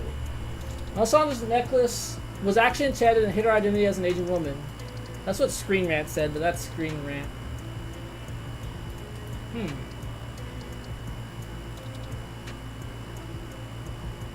Let's go to Reddit. The place of all goodness. The place of pure facts. Reddit. See a couple illustrations for what? When was that? Was mistaken the word? Oh, so wait. Oh shit, hold on. Let me make sure that I'm not going to get TOS. Okay, I'm not.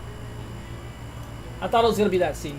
So we'll put Melisandre sitting on normal self in the bath without her necklace on, but then in season 6 episode when she takes the necklace off, she turns old. Yeah. So, what does this guy say? Waiting for a dragon. Come on, that's just reliable.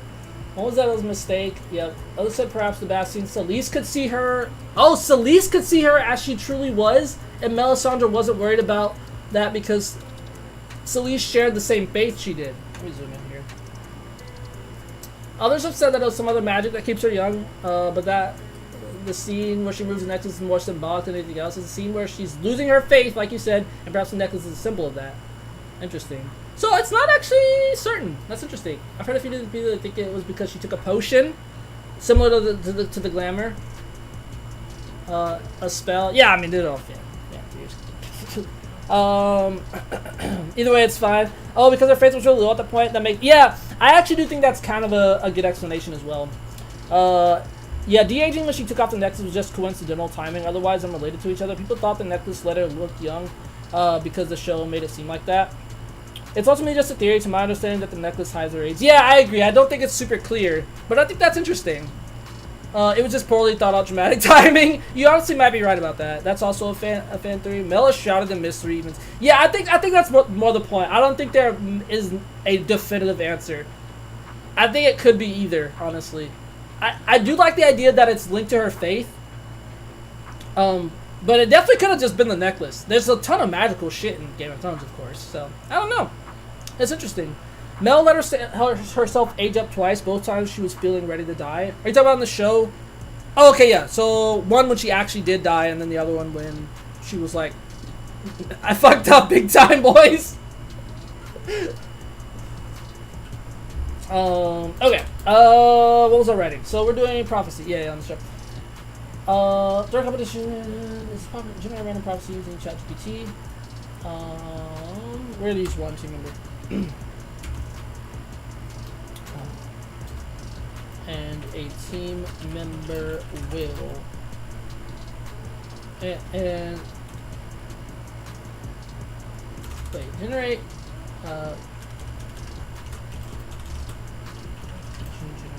random prophecy, and then provide it to the competitor. They should use wit, creativity, and other fucking mindful things to come up with their best interpretation of the prophecy. So we can, yeah. So I guess we can rate them on like creativity, maybe originality. Not really sure if those are super different, and then yeah, like wittiness, I guess, of it. So kind of more, I guess more creativity is probably gonna be the best, and maybe like accuracy. Like if the prophecy is like the sun rises in the east and sets in the west, whatever. Fuck the opposite, whatever. And they're like, oh, that means a fucking, like, I don't know, that means a water bottle's gonna hit me in the head tomorrow. Like, that's obviously fucking stupid. Like, so maybe like, you know, drawing like different conclusions like pretty accurately. I feel like you kind of hear what I'm saying. I feel like that's a good way to rate it, but mostly creativity, I think. The judges will mostly rank on creativity. I'll just say originality and maybe, and I'll just say accuracy. Nah, I'll just say no. Just say it. I always have to do things with threes. How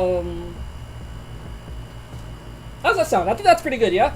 Let's use wit, creativity, other mindful things. I couldn't think of the proper word. If y'all have a proper word for other mindful things, please let me know.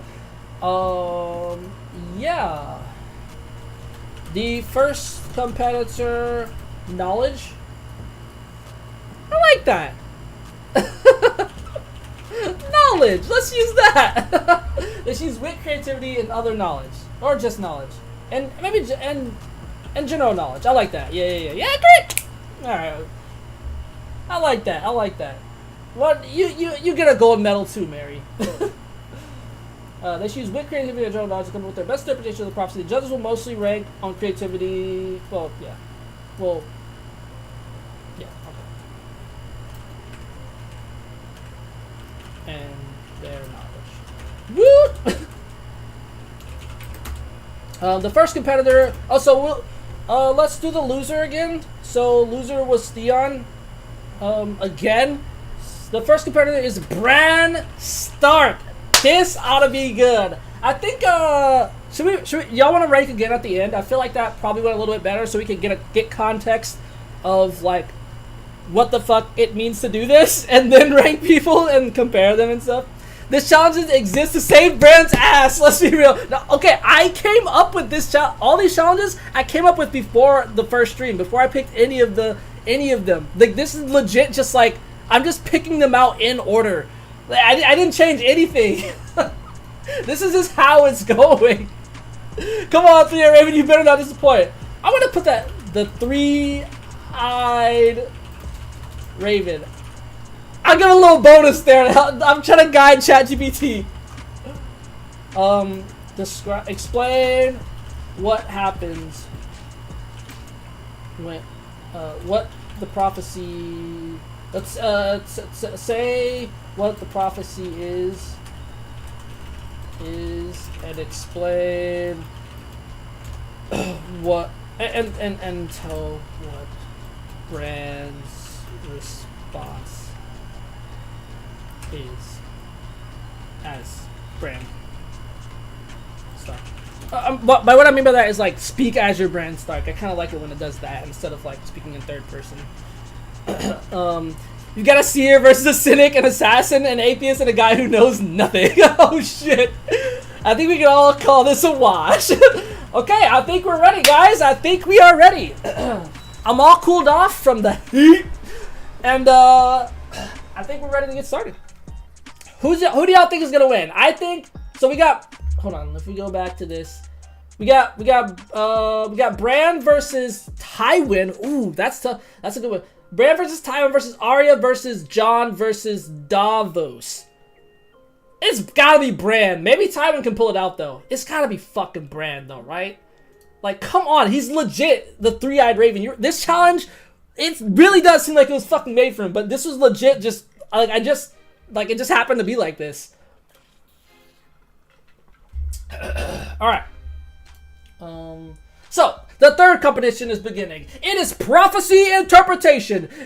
Generate a random, given a randomly generated prophecy provided to the competitor. They should use wit, creativity, and general knowledge to come up with their best interpretation of the prophecy. The judges will mostly rank on creativity, originality, and their knowledge. Just kind of added that little part in, just to make sure ChatGPT knows. The first competitor is Bran Stark. Hodor lifts him up and puts him down in front of this weird AI machine that he is staring at to generate his prophecy. Maybe it's not that. Maybe it's just, it sits him down in front of a fortune teller who's gonna tell him his prophecy. The three-eyed raven, Bran Stark, sits and listens for this prophecy.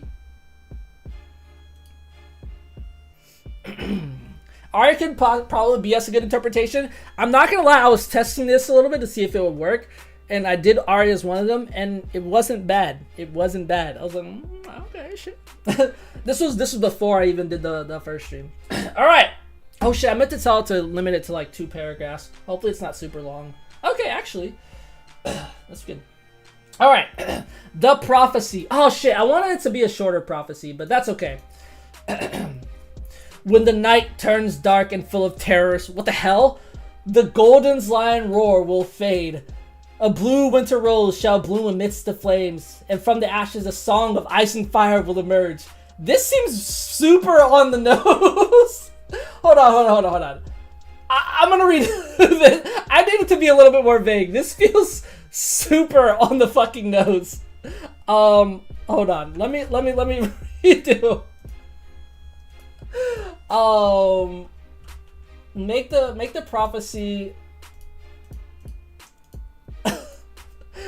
Maybe like you saw a lot. Yeah, hold on. This needs to be a little bit. Make the prophecy vague and only one. Give it back. Should I do what? Yeah. And max. I'll say and max 2 sentences long. Response should be 1 to 2 paragraphs. Okay.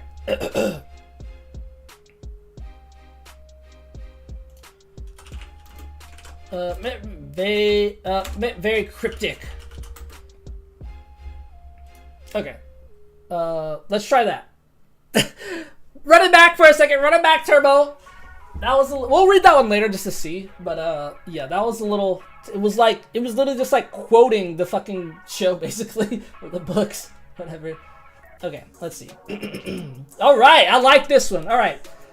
The raven's eye wanes beneath the dragon's cry. Ooh, it rhymes. A shadow's dance where no light lies.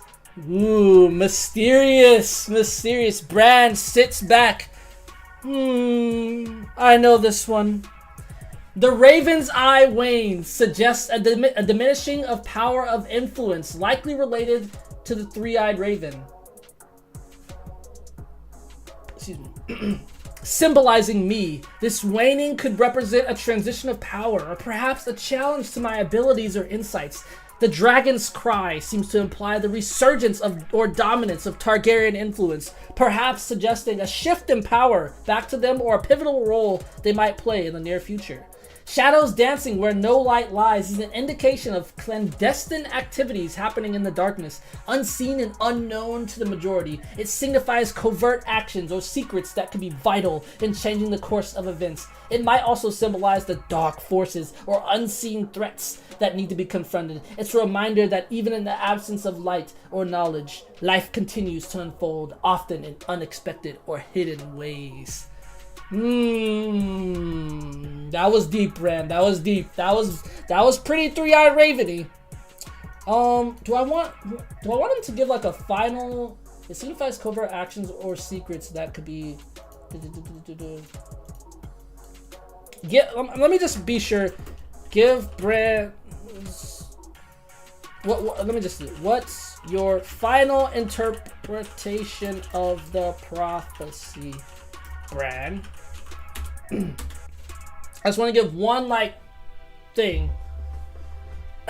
The prophecy appears to suggest a potential power shift or challenge in the time to come. The diminishing power of the Raven's Eye, symbolizing myself, could likely be influenced by the resurgence of the Dragon's Cry, which could be an indication of a strong Targaryen presence or influence re-emerging. This shift or challenge might not necessarily be aggressive, but rather transformative.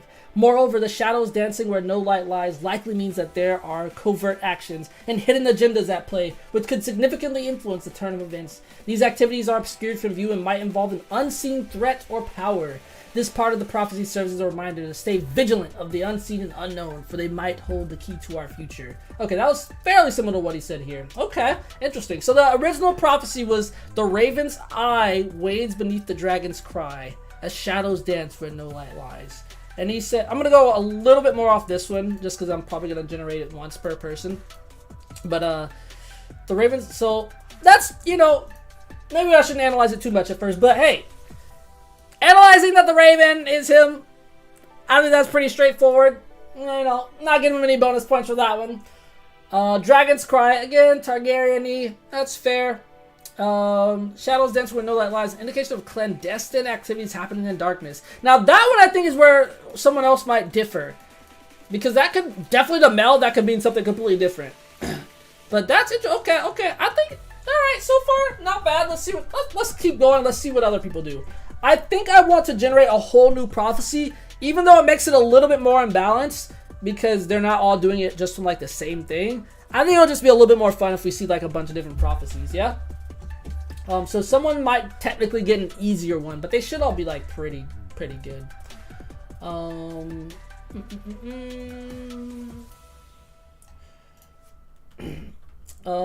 Mel be like, actually it's my literal shadow babies coming to assassinate you guys in your Dark Raven cave. Like she's like, I know this one. But yeah, so I mean, I think it's not bad. Let's see what other people say about their prophecies. Time for team. Who was the loser? Unforeseen Alliance. Who's competing? Davos. Davos could have something interesting to say.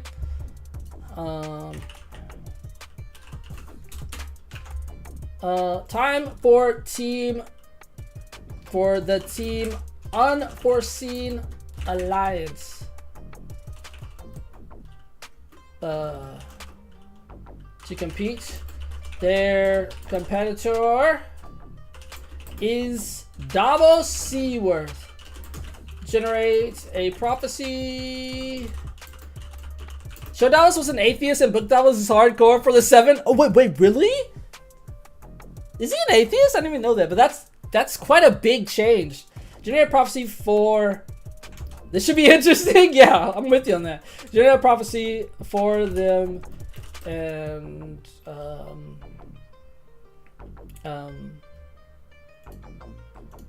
let's see, make sure, and provide their interpretation.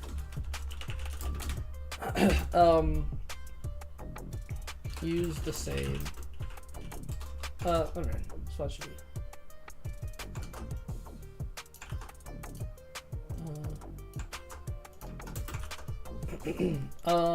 Yeah.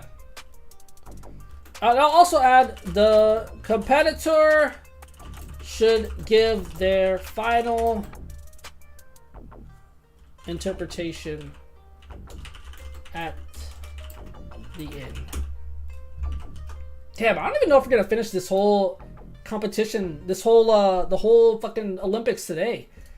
I have so many. Maybe we'll do like a couple more. This thing, wow. Yo, what's up, Muhammad? How's it going, man?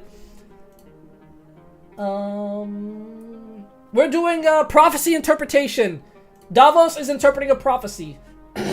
Davos steps up to the weird fortune teller that sits in front of him. Wait, let's do this. Hold on. To make it even more fun, let's see what the fortune teller looks like. The fortune teller sitting in the dark with a small light shining on them. Very ominous. Realistic. I'm good. How about everyone? Yeah, man, I'm doing good. How's everyone else doing? I'm gonna send this off. Well, that goes. Let's see what the. Oh. Okay. Which fortune teller do you guys like the most? Well, look at the shadows on that. That's actually kind of cool. That one's not bad. Let's go cartoon style, or let's go like, I don't know. Cartoon style. I don't know. First one? I want to do another one. Oh wait, we should do digital art. Digital art. Let's try digital art. How many things do I have? 13? I have like 100. Ew. Anime style. These aren't that good. I thought this would be more interesting. All right, last one, and then we'll look up what Davos's interpretation of his fortune or his prophecy is. Ooh, okay. But this isn't really anime style, but these are good. This one is cool. Ooh, look at the lights in the back. That's cool. That one's interesting. That one's pretty fucking good. That one's creepy as hell. The blood moon rises once again. Anyway, so Davos walks up to this person and they say, "Hello, Davos Seaworth. What can I do for you?" The lone... Well, I guess you wouldn't say that. She knows what she's there for. She's getting paid. The lone wolf cries at the setting sun. You know what? We're going to pause music so it sounds more ominous. Wait, can I... Ominous sound. Ominous atmosphere.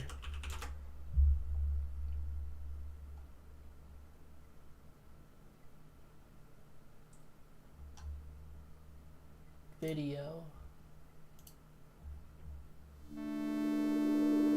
Okay. No. No.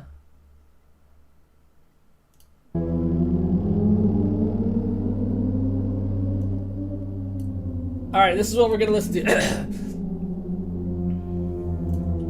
Is that too loud? Sorry, that's really fucking loud, isn't it? Oh god, that's loud! That's loud! Okay, sorry.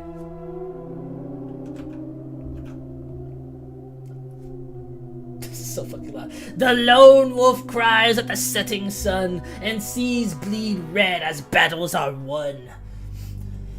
Davos says, the lone wolf is a common symbol for a stock, perhaps suggesting one will be left isolated or experience a loss. The setting sun could indicate the ending of an era or a significant event concluding. Together, it seems to suggest a solitary Stark will face some sorrow or hardship at the end of a significant chapter. The second part of the prophecy, seas bleed red as battles are won, feels more familiar to me. It reminds me of my maritime past, the bloody battles I've witnessed. The red could symbolize blood, but also passion, vigor, or even anger. It appears to suggest that victories will be achieved, but not without a heavy price. The sea could indicate that these struggles will take place far from home or even be naval in nature. Sounds like a weird tornado siren. Perfect. Final interpretation. The prophecy indicates a Stark will be left isolated at the conclusion of a significant event, facing a hardship or sorrow. Further victories will be won, potentially involving naval battles, but the price for those victories will be heavy. Very ominous. Very ominous, Davos. Interesting. Okay, not bad, not bad. Honestly, so far I have no real fucking big comments. These are pretty good interpretations, I think. Fuck, let's just keep going. Alright, let's see. Who we got next? Okay.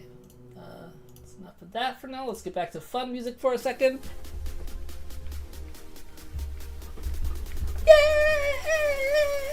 Anyway,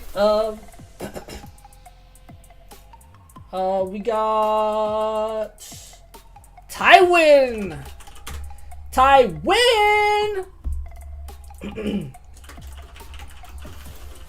For a Tywin on Team Iron Flames.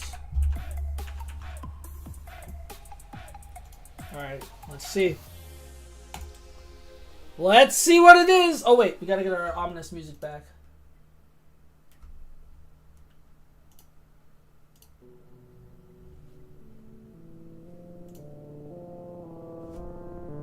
Well, this is weird. Beneath the shadow of the twisted tree, gold turns to dust, and the lion flees. Fuck, that's loud.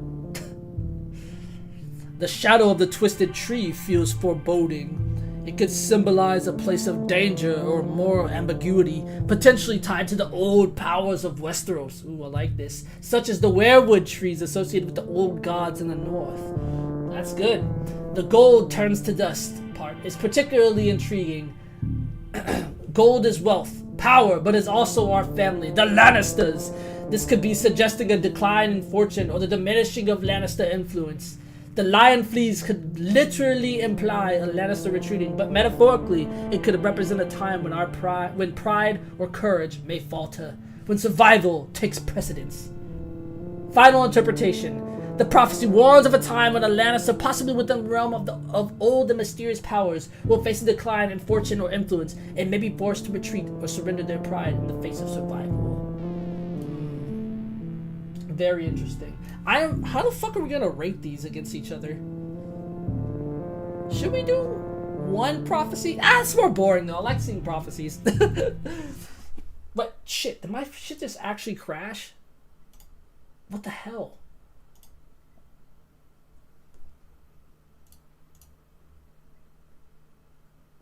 Wait, what? Wait. Oh god. Okay, for some reason, everything's good, right? What the hell was that? I'm still live, right? What the hell? What the hell? Okay, that was weird. I think I don't know if anyone has Windows 11, but hold on, one sec. Let me fix this real quick.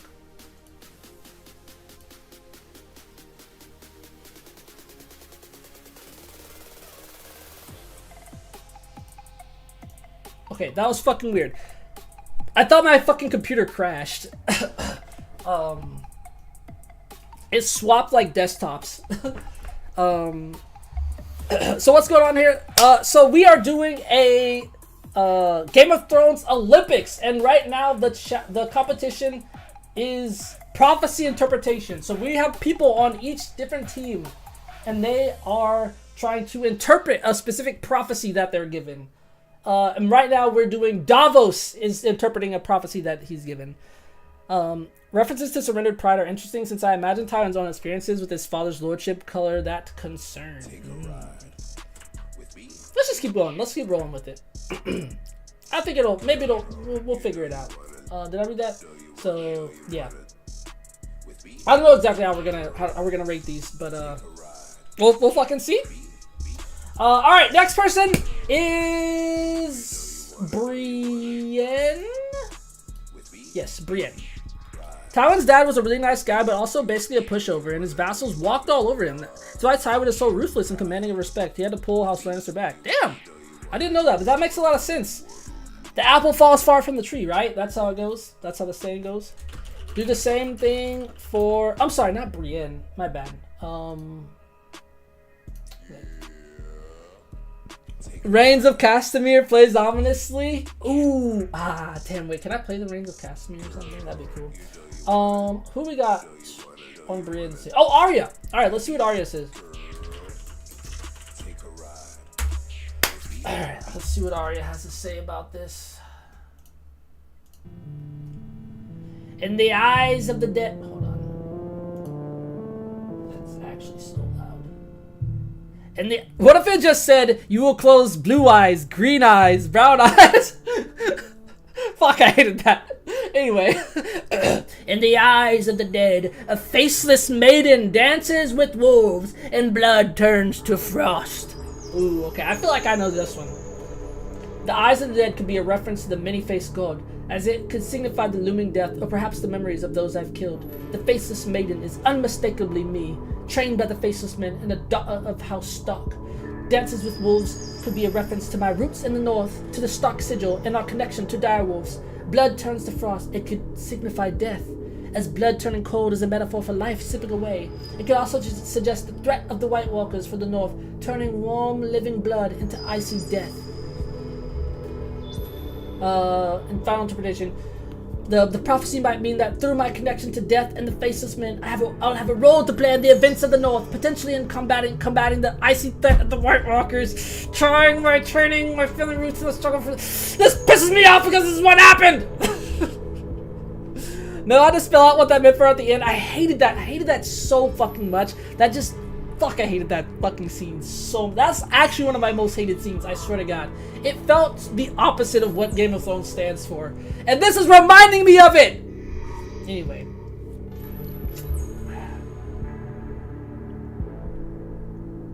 Okay, honestly...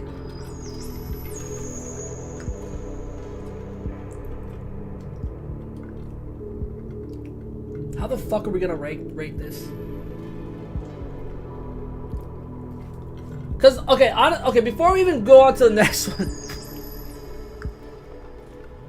how the fuck do we rate this?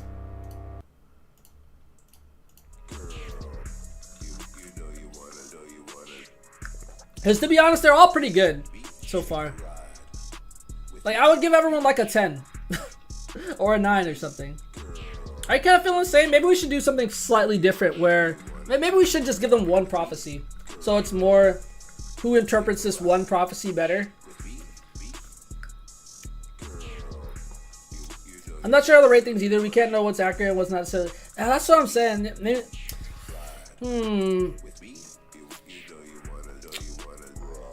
I didn't think this one through that much, huh? I like this idea, but maybe we just give them one. Maybe we just give them one. That might just make more sense. My only gripe is that Bran should know what a prophecy means if it's bullshit, since he can literally see through. Yeah.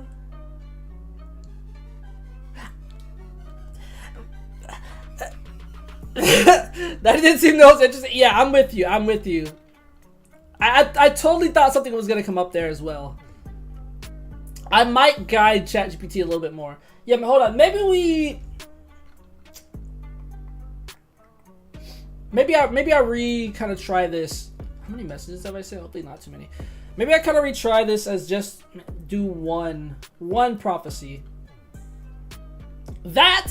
So we can do that, or I have a bunch of other ones that we can also do. I will say, no, never mind. The next one would fuck Bran over. I could pick another. I could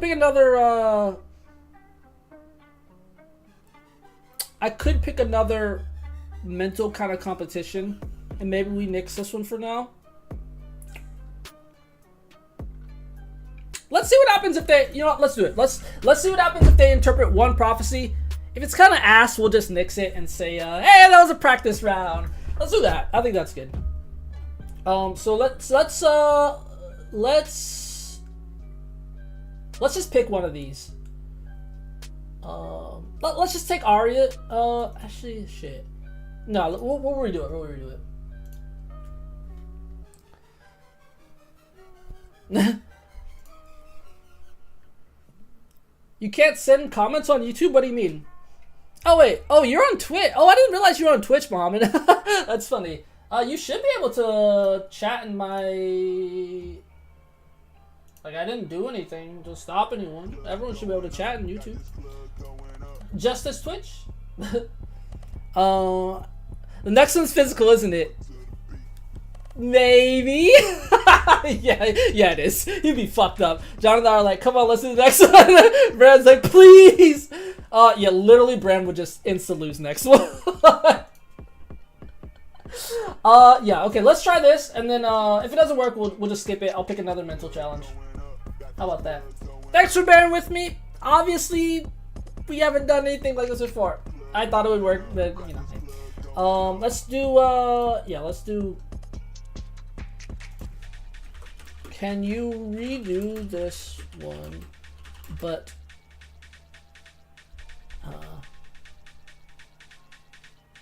let's make the prophecy like let's give it like 3 sentences. That way it's like it's a problem if wrong. That way they have like a lot to go off of. Yeah, no. Let's do okay. I think I got it. Let's do like a whole like poem basically. Can you instead generate a...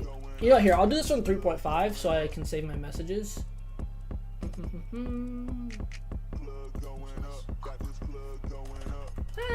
Nah, it's fine, whatever. Instead, can you generate one prophecy for all contestants?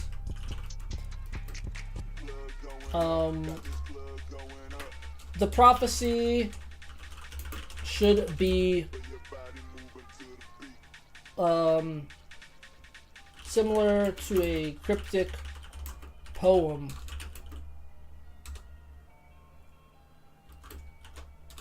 I'll let it interpret how long it wants it to be. Provide the prophecy and start with Bran, the three-eyed raven, interpreting it. I'm gonna guide it a little bit. Oh shit. That's not good. Whatever.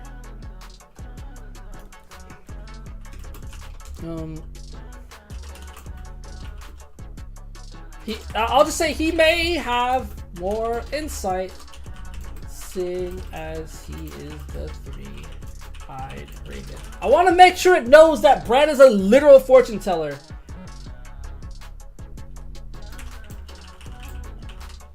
A person who can see into the past and has many lifetimes worth of knowledge. Okay, I want to make sure it understands the concept of three-eyed raven. It should, but hey. One prophecy should be similar to a cryptic poem with multiple lines. Should be, no, I'll just say A. Provide the prophecy. Okay, let's try this. This might work a little bit better. And so we'll do one prophecy. It'll be longer. That way there could be like multiple different interpretations of it, hopefully. And we'll see how that goes. And if this one doesn't work, if it still feels kind of how we're gonna rate it, then we'll skip.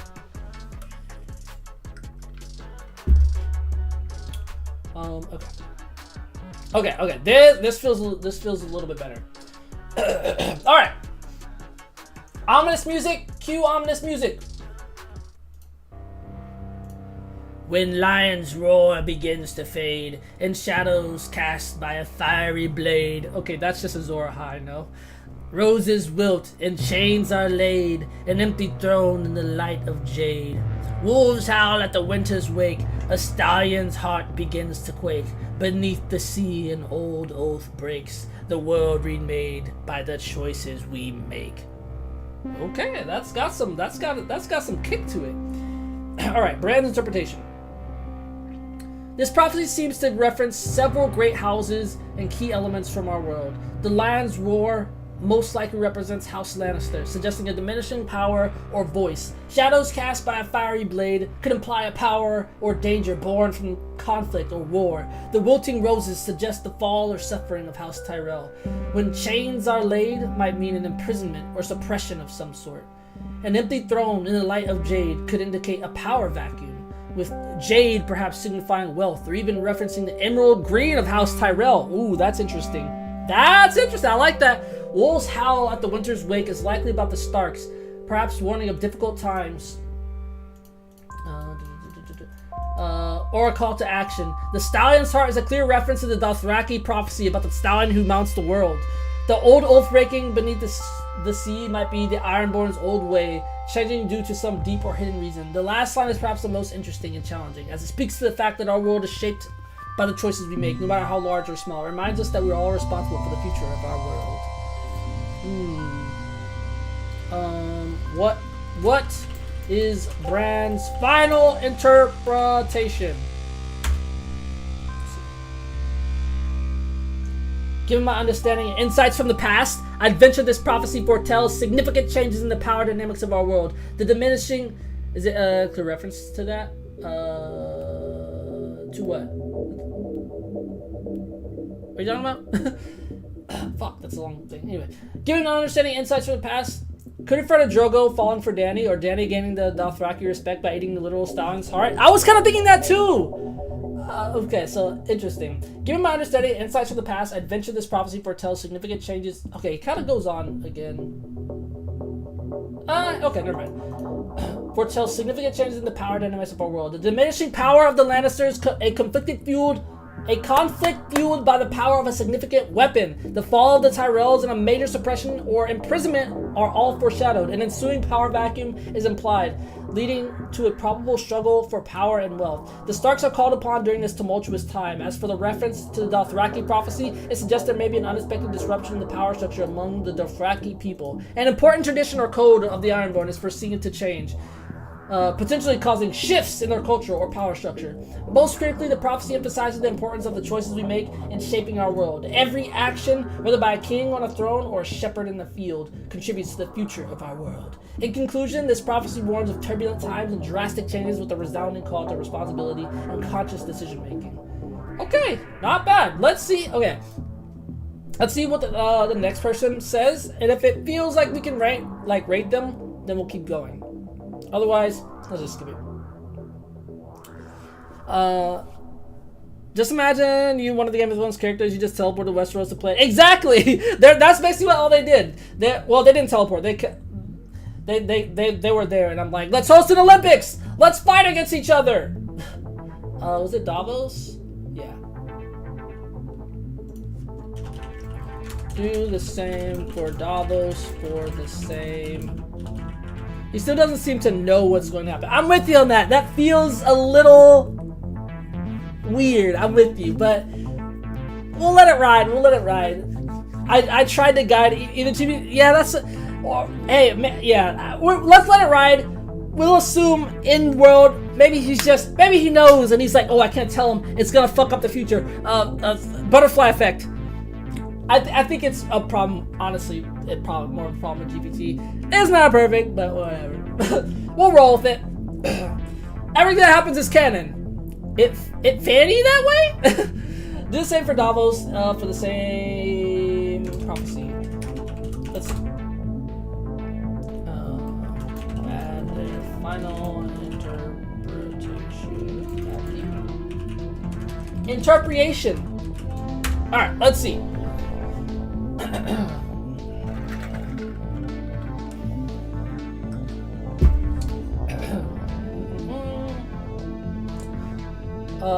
As Davos, I would say, this prophecy is a tough one, filled with the tales of war and losses, of changing times and a world turning upside down. Lannisters losing their grip, a mighty weapon causing strife.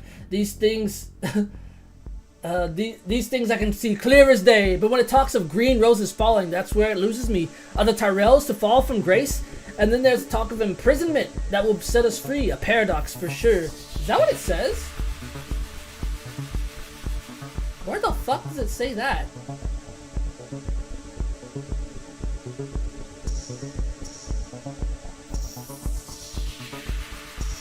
What are they talking about?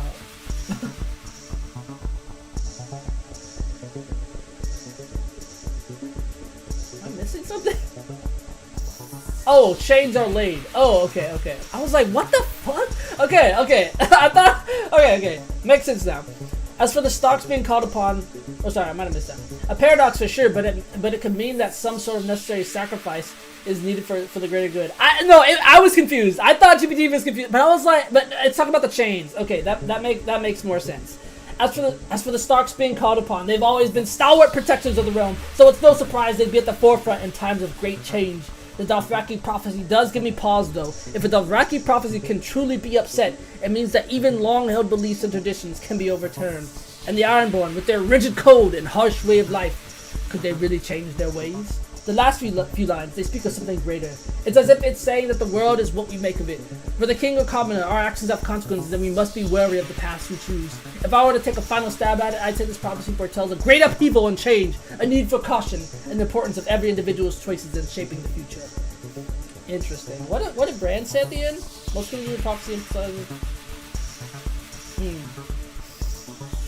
I'm feeling it's a skip on this one. What do y'all think? That's feeling it. I feel like this is gonna be hard to rate. I feel like this is gonna be really hard to rate.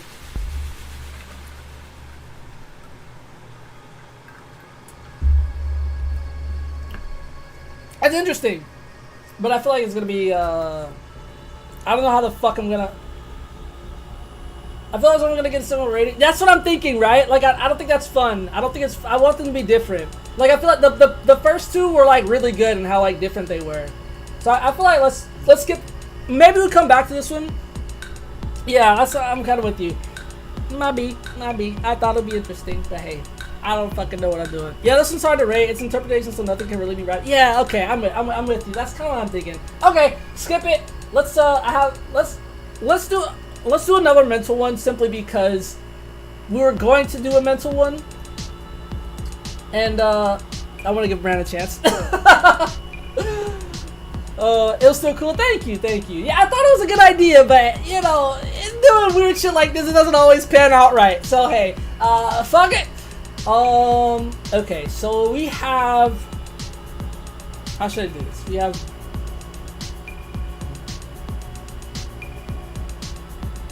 This one is. Nah, I'll give him something a little different. This one's kind of in the middle. Fuck. Should we do this one?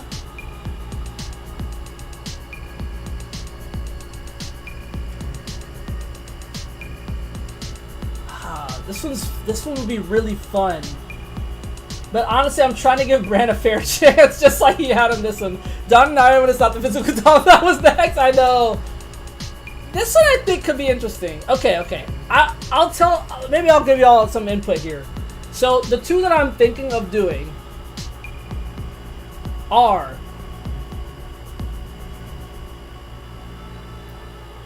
one is framing, where similar to the first one where they had to betray someone, they have to frame someone for a crime, which kind of was already done. So maybe we act. You know, I'm down to skip that one for now too, because that was kind of already done. Let's do the second one. This one will work. I just don't know how Bran's gonna be put in this situation, but fuck it, we'll just make it up. Okay. Are we gonna slaughter and framing? Should we still do framing? Do you still want to do framing? Because I think framing is slightly different from the betrayal, but the problem is they already framed people in the betrayal. Like they literally already betrayed them. They already framed them. And all like 5 of them, they all framed them for something. Well, I guess it's not true. Okay. Here's the other one that we could do. We could do the other challenge is lying. I'm gonna put them in a really fucking precarious position, and they have to lie their ass off in order to get out of it. The position that they're put in, they're either gonna be like caught stealing, you know, they might be caught in like someone's bedroom, something like that. So those are the two that are like kind of the more mental. What do you think? Framing, where you have to frame someone for a crime, or lying, where they have to just lie their ass off? She can literally take their face. Oh shit, that's true. That's fucking true. Why don't we go to the wheel? I'm trying to think.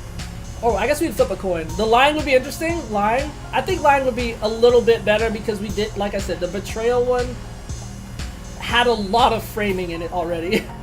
Would Jon lie? That's a good one. I don't know. Alright, I'm down. Let's do lying. Let's do lying. Alright, here are the rules for lying.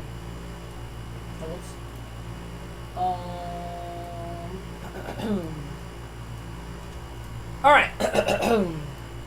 That's pretty much what I said. So I'm gonna put this person in a really fucking weird position. Let's say I want to put them all in the same position so they all have the same starting point.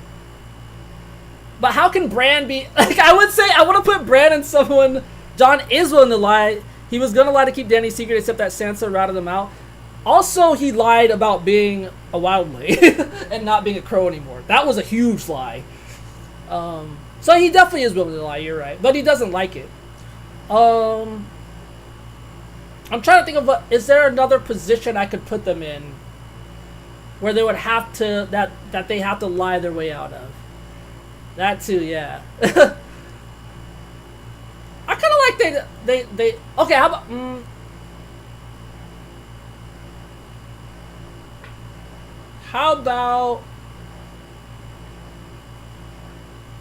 how about well, I want to say they're caught in someone's bedroom. Let's go with that one. Fuck it. Let's go. It doesn't make that much sense for Bran, but let's just see what ChatGPT interprets it as, because I think that would be kind of fun. Yeah, let's do that one. So they're gonna get caught by some person. Yeah, have a good one, Mohammed. Thanks for stopping by, man. They're gonna get caught in someone's bedroom. Let's say they're. Should we say who they're caught by? Maybe. Maybe. Let's just say they're caught by Robert in Cersei's bedroom. That way the stakes are really fucking high. Let's do that. Let's do that. Todd, I was just passing through to go to the pavilion. Yeah. I think that'll be good. I think that'll be good. Y'all down with that? Okay. Oops. Hopefully I still have messages. Ah, shit. So we're gonna mix this one. This is third competition. The third competition is starting. It's the lying competition. And of course, these are all Game of Thrones themed, and we see lying constantly throughout the show, every day, every episode, constant lying, the shit that comes out of people's mouths. Tywin owns Cersei and Robert. Ah, shit, wait, okay, maybe we can't do that. Yeah, okay, wait. Who's so, where's, fuck. We got, everyone's stake has to be really high. Maybe that's cool. Yeah, that's not fair, you're right, that's not fair. Who's someone...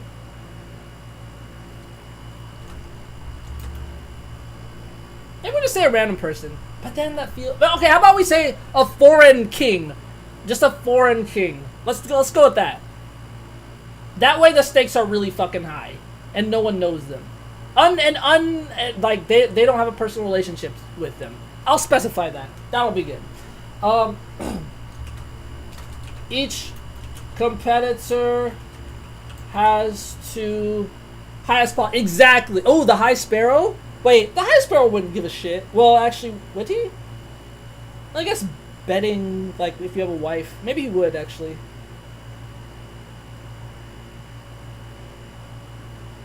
I don't know. Actually, would he care?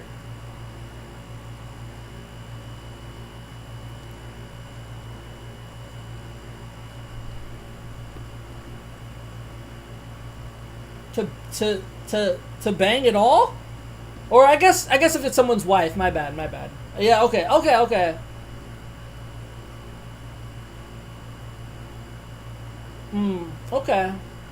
actually, alright, I'm actually kind of down. I'm down. That actually makes sense. That actually kind of makes sense. Alright.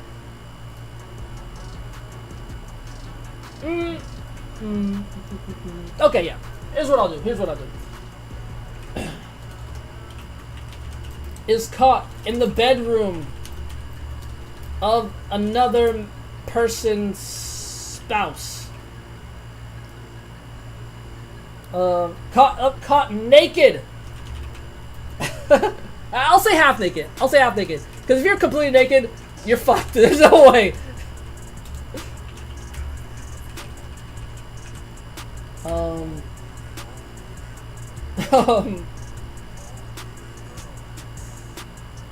They must lie as good as possible to get out of this situation.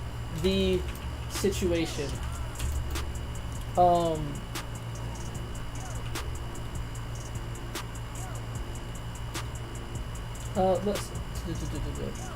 they're caught. Let's just say caught. I think the stakes will be really high. If they fail to convince the person who caught them, they may be sent to, I'm just gonna say, the wall. We're gonna make shit up. Just so the stakes are high. Yeah.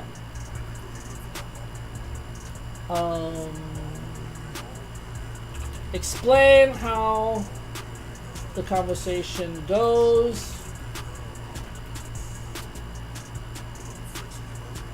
And if the competitor is able to leave. Is this too hard? Oh man. Shame. Shame. The walk of shame. This might be too hard. I don't know. Whatever. Let's roll with it. I'll say in prison. The wall maybe not be put. Oh, good point. Good point. Good point. Good point. Good point. Fuck. Good ass point. In prison. They may be imprisoned. Yeah. Yeah. Explain how the conversation goes, and if the competitor is able to convince, is able to get away with it. Yeah, I'll say that. I think that's fine. The first competitor is Bran Stark. The new three-eyed. Well, I'll just say the three-eyed raven.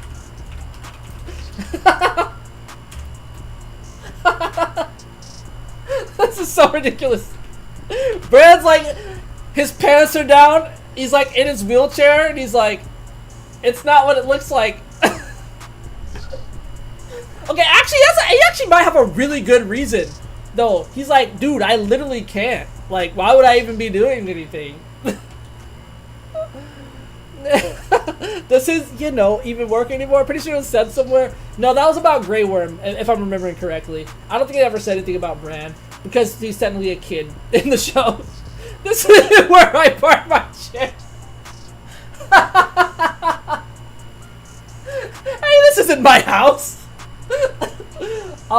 Yeah, so I'm not sure exactly how this goes, but we might give them like 1 or 2 continues.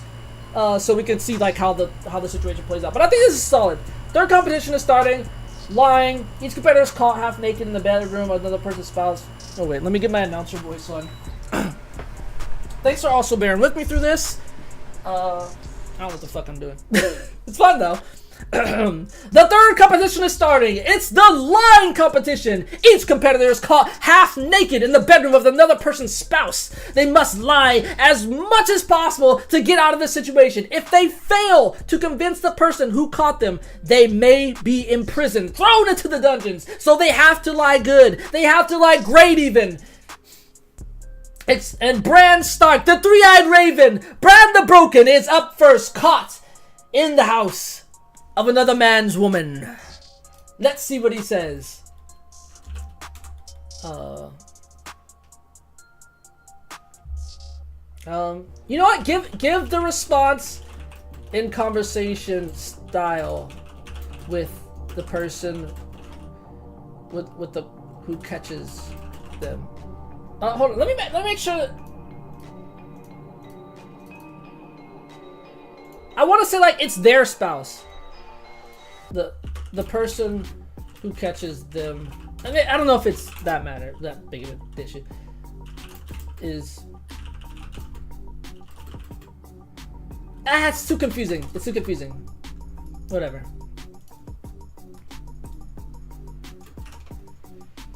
They got home early.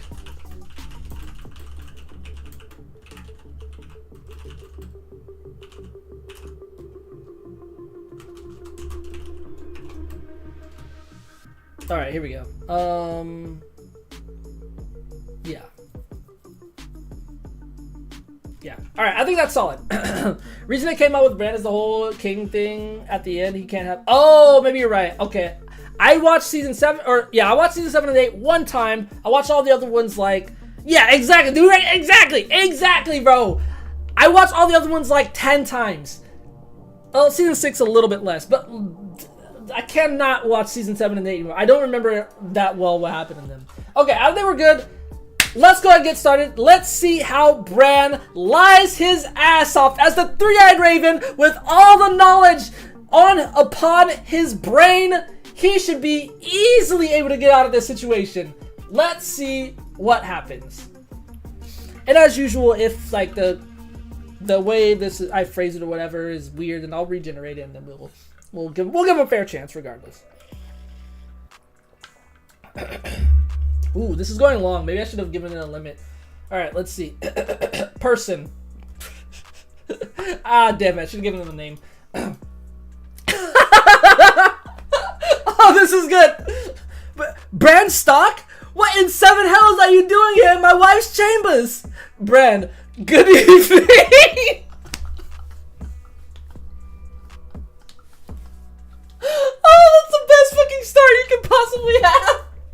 I understand the optics of the situation and it might look unsettling, but I assure you, my presence here has a profound reason. You see, I am the three-eyed raven, a seer. I have visions of the past, present, and future. I do not control when or where these visions occur. What? Person, that doesn't explain why you're half naked. Ah. The realm of visions is not bound by the norms of the physical world. It can often be disorienting and somewhat disheveled. My clothes are a mere casualty of the intensity of the vision I just had. What? Your wife, kind as she is, offered me a place to rest as the vision took hold. What? And how did you end up in her bed specifically? As the vision came upon me. It wasn't the vision that came upon him. I needed immediate rest and your wife kindly putting me to the bed. She did not want me to collapse on the floor after all. The disarray of my clothes is unfortunate and I apologize if it's caused any misunderstanding. In my visions, I'm afraid I lose a sense of my surroundings.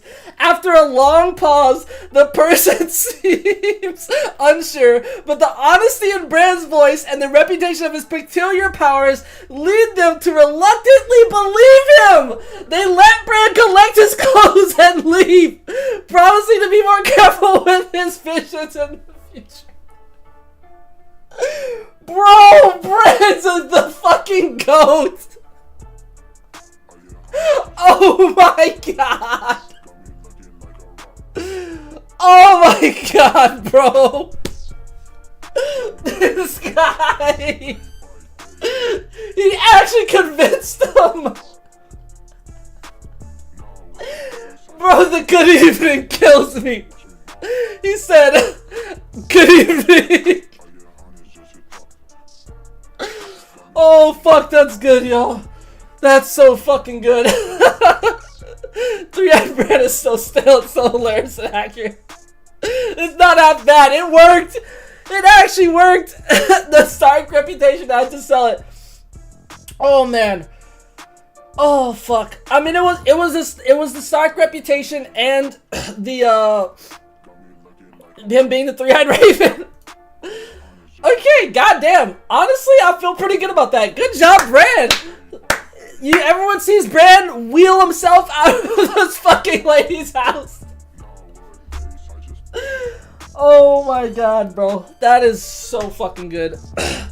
Okay, that was great. I'm down to rate these again at the end, but I actually really like that. That was pretty fucking good. Who is next? We got who was the second? Who came? Let's see. Tywin, that's right. Okay, Tywin basically has already done this shit. He's gonna be like, oh, again? But it didn't succeed against Tyrion. He literally died for that. Okay, do it again, but instead it's Tywin who gets caught this time. Give the person who catches them a name also. Instead of person. Alright. Alright, Tywin. He walks into the house. He gets the job done. And then boom! Honey, I'm home! To be fair, Tyrion was super pissed in before. That's a good point. That's a good point. You're right about that. And the situation starts to unfold. Excuse me.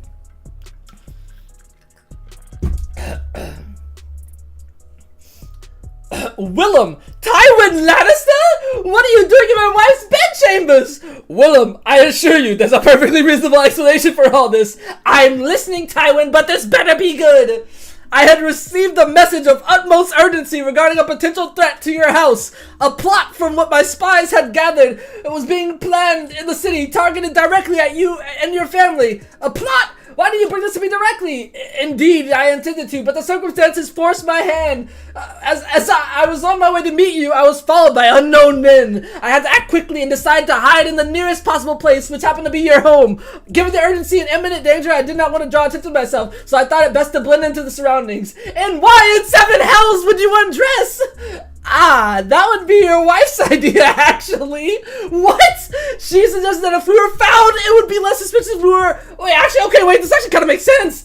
Wait, it would be less suspicious if we appeared we were intimate, rather than discussing confidential matters. A woman's gossip is less likely to raise suspicion than a clandestine meeting, after all. Wait, that actually kind of makes sense. Willem, although initially taken aback by the situation, can't deny the strategic value in Tywin's plans and the lens he apparently went to protect the house. Willem lets Tywin leave, deciding to follow up on his potential threat, and cursing his misfortune for having such a ludicrous evening.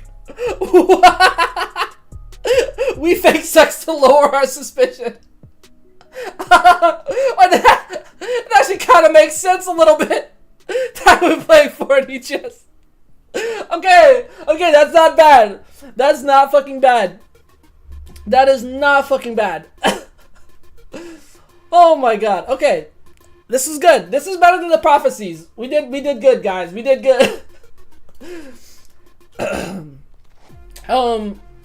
don't wanna fuck up the results, but I wanna make sure that ChatGPT understands that the option for them not succeeding is an option. But I don't want them to force it. So I'm scared to actually say that without biasing the results. Fuck it.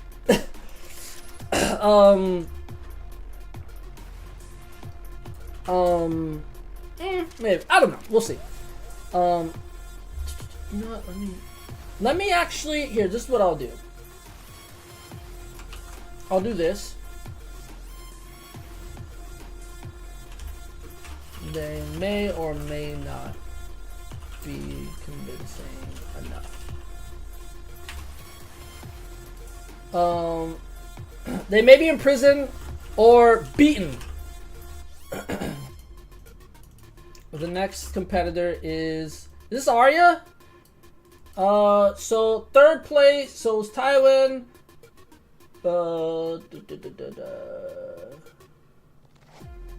Yeah, Bran. Davos. Oh wait, I'm sorry, we missed Davos.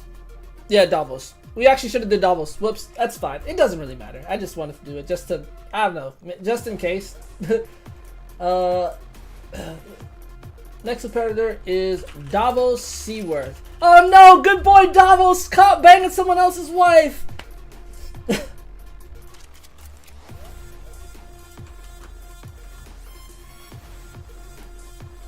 Arya just quickly throws on the face of a maid or something. I'm so interested in what Arya's gonna do.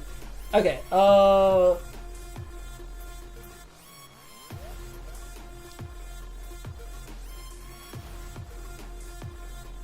did I? Hold on.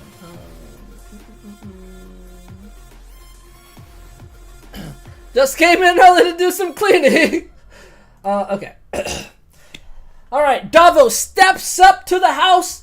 He's like, yeah, I'm gonna do this. He goes in there, he does the business, and then as soon as he's putting his pants back on, boom! Honey, I'm home! Who's that up there? Gilbert! Davos? What are you doing here? And in such a state? Davos! Gilbert, I didn't expect you to be back so soon. I can explain, friend. You better have a good reason, Davos, or else you'll feel the back of my hand! Davos, understandable, Gilbert, and I would do the same, but believe me when I tell you, this is all a misunderstanding. You see, I've been having these recurring nightmares, waking up in strange places with no memory how I got there. Gilbert, nightmares? What kind of sorry excuse is that? Davos says, I know how it sounds, Gilbert. I've been seeking help from every maester and healer in the land. Some even suggest it's a form of sleepwalking. I've been found in the stables, atop the city walls, and even in local tavern ones. I'm as baffled as you are, and quite honestly scared. When I woke up here, I was mortified. Gilbert, although skeptical, knows Davos is a good and honorable man. The absurdity of this situation, coupled with Davos' sincerity, prompts Gilbert to give him the benefit of the doubt. Gilbert lets Davos leave, but not without warning him to seek urgent help for his apparent condition. Simple and effective. All right, that's fair. That's fair. The I was just sleepwalking trick, and Davos falling back on his reputation. That's a good point. That's a good point. Again, I don't want to skew it too much, but I want to. Fuck it. I was gonna say I wanted to add what we're gonna judge on. I think we judge on creativity. I think we also judge on how big the lie is. Like, if they can execute a insane lie, then I think that gives them more points. Same campus brand, just less stale, less skepticism. Okay, let's do was it our is it so far Tywin's winning. I like Brand, but Tywin's was good too. He said we had to bang for secrecy.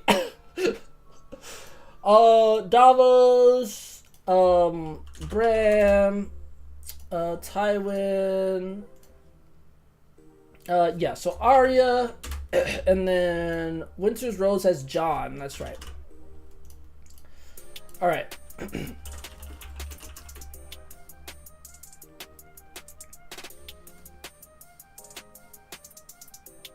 Do the same for Arya Stark. All right. Same thing. Arya walks in, gets the business on with Gendry or whoever the fuck it is, and of course, just like clockwork, boom! Honey, I'm home! Who's up there? And she says, she banging a girl? Horace, what is this madness? Arya Stark? Is that you? Horace, I didn't expect you back sorry, I have no fucking good Arya voice. Horace, I didn't expect you back so soon. This isn't what it looks like. Oh, she's banging his wife. Oh, it isn't? You're in my chambers with my wife, half naked. If this is not treason, then I don't know what is. Please let me explain. I was simply here to help your wife. Help? You called this help? Yes, indeed. Your wife discovered a rash earlier today. She was scared and asked for my assistance. I used to help our maester back in Winterfell, you see. I suggested she remove her dress to apply the ointment properly. The same goes for me. You wouldn't want the ointment on your clothing. It's near impossible to clean. Oh my god, that's it? The fuck? Horace, knowing Arya's reputation for honesty and recalling his wife's complaints of an itch earlier that day, is taken aback? Did I actually mute? Oh no. He's skeptical, but Arya's explanation, mixed with the calm sincerity of her demeanor, leaves him conflicted. After a tense silence, he lets Arya go, though he is far from convinced. Oh, so he didn't beat her. Okay, Arya didn't get away with it. Arya is the first one to she got away, but he is not convinced. That's definitely gonna ding her with the judges. Yeah, feigning ointment on your clothes. She did pull the. Honestly, I feel like I'm gonna ding him a little bit on the falling back so hard on your reputation. This is about lying, pure lying. Brand's guy was skeptical too. Was he? I thought he wasn't like at all. Was he skeptical? Oh, you're right. You're right. You're right. Actually, he was. But I'll be completely honest. Everyone's got to have some level of skepticism after this, right? Why didn't Arya use her fucking face? I was really hoping for that. Damn. Maybe I should have said she could have used her any. Damn. I should have maybe guided ChatGPT a little bit there, but we'll roll with this. Yeah, you know what? Let's just see for fun. No. Let's do I want to do a V2 for Arya just for fun. Let's do Jon's. Do the same thing for Jon Snow. Tom's gonna win this unless Jon can pull it off. All right, let's see. Jon. I'm gonna give him a little bit of juice here. Jon can use his. Hold on, let me think. Is there anything specifically that Jon could use? Nah, I should have done this for Arya, but it's fine.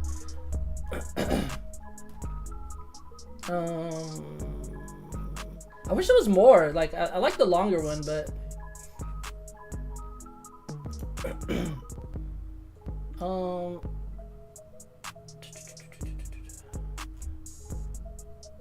I want to say like make it at least like 10 or something. But whatever. Let's just say do the same thing for Jon Snow. All right, Jon Snow. He's used to being wanted by the women, so he walks in to the house, gets the job done, and then like clockwork, boom! Honey, I'm home. Who's that up there?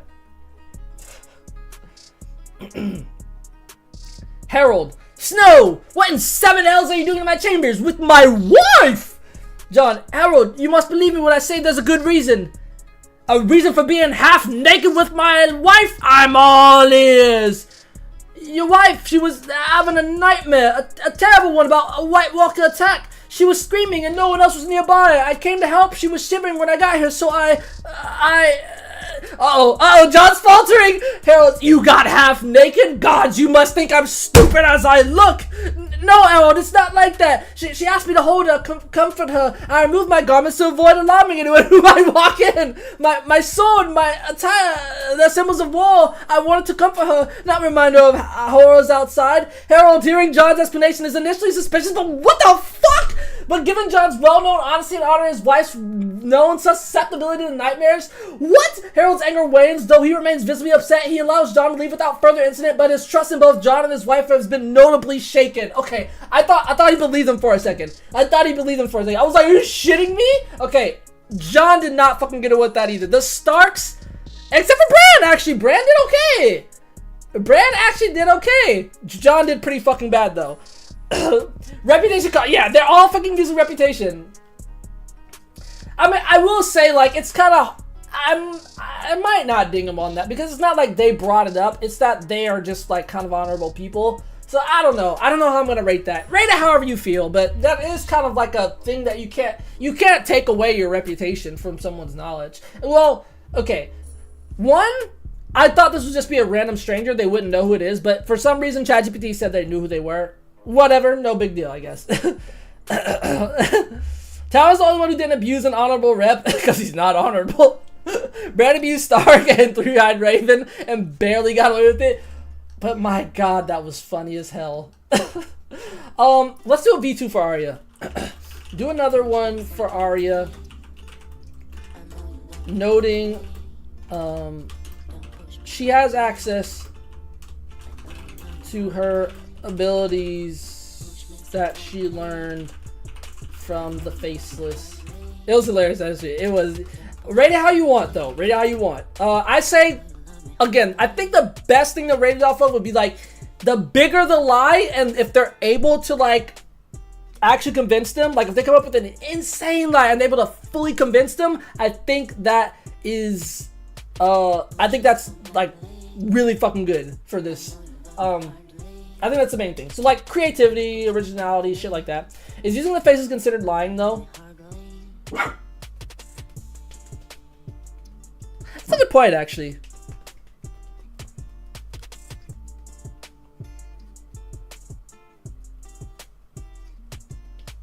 point, actually, because all you would have to do is just walk away, and that wouldn't really be lying. I mean, I guess you'd be lying about. Nah, you're right. Actually, I think that's too OP. Just, but I mean, you can. Let's see how it goes. Let's just see how it goes. I think we're gonna take the first one, unless for some reason this one's just like fucking amazing. But we're gonna take the first one. But I'm curious as if we give her the ability, if we tell ChatGPT that we give her the ability to do that, then let's see. But I see your point. That is interesting. And Grievous, you have to make a good point too. She does have to sell herself as a different person. From the faceless man, such as putting on another face. Let's just see how it goes. Dennis this time. Wait, what's going on here? You aren't my wife's sister, Martha? Oh, sorry, my wife's sister, Martha. Arya's wearing Martha's face? Wait, what? Wait, what? Wait, what's going on? You are my wife's sister. Oh, Dennis, you startled me. What in seven cells are you doing in bed with my wife? No, this is not what it's looked like. We were just talking about your birthday surprise. Is it coming? It's coming up, isn't it? In bed, half naked? We were trying on the wait, are they threesoming? We were trying on the outfits for the masquerade ball we're planning for your birthday. It's all a surprise. We just caught the wrong time in the wrong place in the wrong, state of dress. Our explanation coupled with her wearing Martha's face successfully throws Dennis off. He's left confused but somewhat placated. He's still suspicious about the thought of his upcoming birthday and possible surprise manages to distract him. Arya takes this opportunity to slip away on those, leaving the real Martha to handle the remaining suspicion of her husband. She's playing her wife's. That is pretty. Okay, yeah. That's pretty fucking broken. Yeah, I think I like the first one better. That is funny, though. What the? Oh, I'm sorry. I read that wrong. Oh, he said, aren't you my wife's sister? Oh. What the fuck? Oh my, wait, why the fuck would she put on the face of his wife's sister? Wait, oh wait, does that make sense actually? Fuck, I don't know. If you walked in with your wife's sister, what the I would be like, you know, actually I probably would be like, yeah, they're probably just fucking doing something weird. I don't know. I don't care. Because incest. He's definitely still. Well, I don't think. Somewhat, yeah, somewhat played.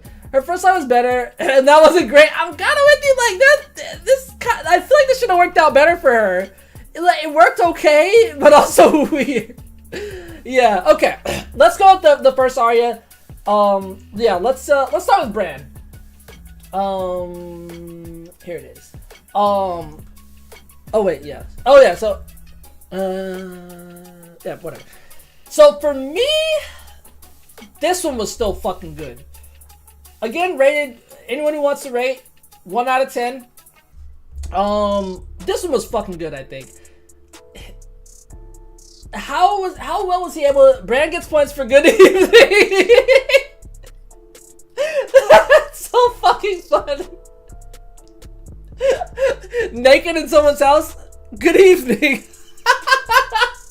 And like, you know, he's deadpan. He's fucking deadpan. I understand the optics of this situation, and it might look unsettling. Like, okay, I'm giving him points for good evening. That's fucking hilarious. I don't know why, but that's fucking fantastic. But also, like, he does lean on the three-eyed raven. This is kind of a fucking ridiculous lie. I have visions of, like, this is kind of fucking, I mean, sorry, he does have visions. I do not control when they occur, when or where they occur. And he goes on about being disoriented and stuff. My clothes are a mere casualty of the, so he says, like, he, like, has, like, a seizure and they, like, fall off of him or something? I don't fucking know. Like, what? I need to be, what the fuck? This is a pretty fucking godly lie, I think. I'm definitely gonna give him points for that. But how well was he commit? The person seems unsure, so that's like, you know, he's like 50-50 on that. Honestly, in Bran's voice and the reputation of his precarious powers leading them to reluctantly believe him. They let Bran collect his clothes. I'm kind of with you, viewers. Maybe we dock a little bit of point, or you can do whatever. For them instead of believing the lie solely, they're leaning more on like their reputation. If it was like they lied so fucking well that they were like, oh yeah, like that makes perfect sense. Although given this is a situation that no one can really lie themselves out of. You give him a 6. He just doesn't have the social manipulation skills. Staleness is hilarious, but isn't good at selling a lie. He had to only rely on rep, and in theory should have been the easiest time given condition. That's fair. All right, got a 6. Points for the greeting, deadpan delivery, and creativity. All right, what are you giving him, Mary? It was the funniest by far. I have to give him points for that. Like, fuck. Like, it was highly entertaining. I don't know if that's fair to judge on that, but fuck, that was good. And I do think that the honesty in Brand's voice and reputation is pretty good. I does say the honesty in Brand's voice and the honesty in his voice, the rest is precarious powers, lead them to reluctantly believe him. So yeah, I'm gonna give him, I guess you're right. I can't give him more than like a 7. I'm pretty much gonna hammer everyone but Time for relying on rep to BH. Okay, that's fair, that's fair. Fuck, it was so good though, but okay. Yeah, 7, I was kind of leaning to 7 too. It was funny, but yeah, I guess if we're looking at the lie was really good. The lie, honestly, is really good. The lie is like an 8, but like the convincingness was like a 5, maybe a 4. Probably a 4. So yeah, I'm down with the 7, I think. Believable. Maybe I'll do a 7.5. But I'm kind of biased because it was so fucking entertaining. Fuck it. 7.5 for good evening. Fuck it. Let's see. Alright, so 6. Where am I? Mind over matter. This is their best performance yet! Bran coming out of this. So I'm gonna give him 7.5. You guys give him a 7 plus a 6. Oopsie. Ah, shit. Fucking. Ah! Excel. Divided by 2. And then we'll do chat GPTs. Alright, let's see. Imagine you are a judge judging this competition. What? Can I actually just go back to what I said before? I like copying. Here we go. On the lie, how convinced the person was. Oh, sorry.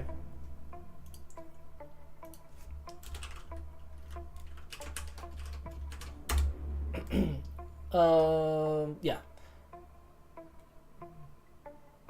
Start with Bran, then do let's just do Davos, then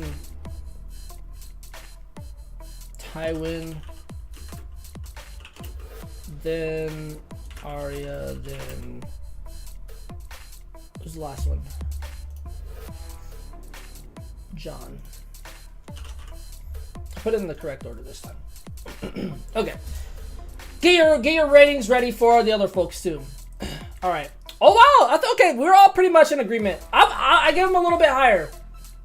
Because it was so fucking funny. I just cannot. The fucking entertainment value was so good. Y'all are less biased than me. So Bran's rating is 6 out of 10. Bran uses a use of truth mixed with the lie, providing them with some credibility. However, his calm demeanor didn't appear to totally convince the angry husband, who might just need more time to cool down. His unique situation of being a known seer might have caused some disbelief in the explanation. They gave Davos a 7 also. Interesting. Yeah, so what did he come out with? So he came out with a 6.7. Wait, that's middle road. Still not doing great here. You're gonna give Davos a 7 as well. Alright, so let's move on to Davos. Where's Davos? I'm trying to remember actually. Not Siren. Davos. Oh yeah, he went pretty classic. Yeah, this one, I mean, it seemed actually, he leaned on his honor. Yeah, lean on his rep. The absurdity of the situation is probably to give him the benefit of the doubt. Yeah, I mean, it seems like he kind of believes him, more so than Bran. A lot of his rep and his social skills were better applied in selling a lie. Yeah, I'm kind of with you. Yeah, 7 feels good there too, actually. Yeah, I'm kind of with that. 7. I mean, it was like a pretty basic lie. Oh, I was sleepwalking. Like,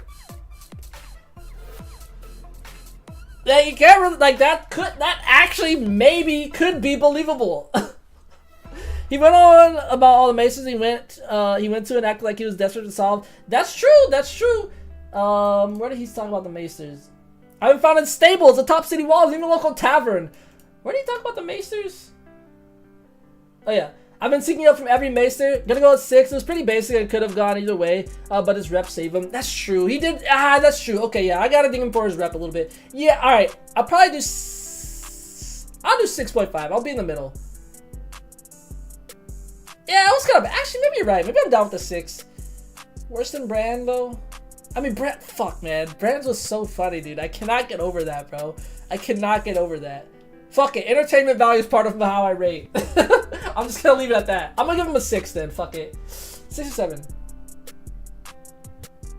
Nah, I'll give him a 6.5. I think that's fair. 6.5. That's true. Davos' guy was less suspicious. I'm down with 6.5. Yeah. You're right. 6.5. I'm a convincible judge. That tells me I'll give him a better score. That's fair. Is the music too loud, by the way? I forgot to...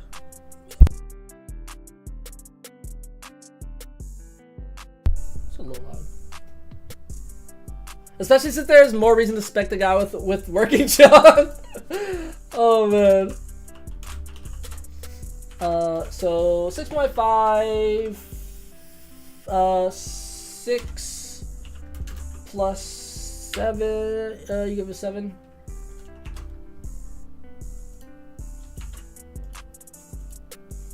Wait, how did I just do...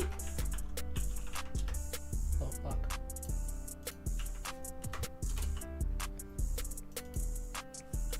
Um... 6 and 7, right? Yeah. And then a 7. So, that's funny. So he did better than Missandei in the chasing competition, but not as good as Littlefinger. That's fair. All right. Let's do Tywin.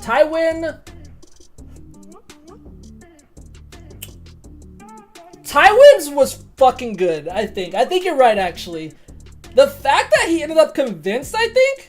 Can't deny the strategic value in Tywin's plan and the lengths he apparently went to protect the house. Willem lets Tywin leave the side involved. Like, he's not even worried. I think he's actually, like, fully convinced that Tywin was just in there, like, on legitimate fucking terms. Tywin gets an 8, 8.5. It might be a 9 for me, actually. Looking at it again, it was...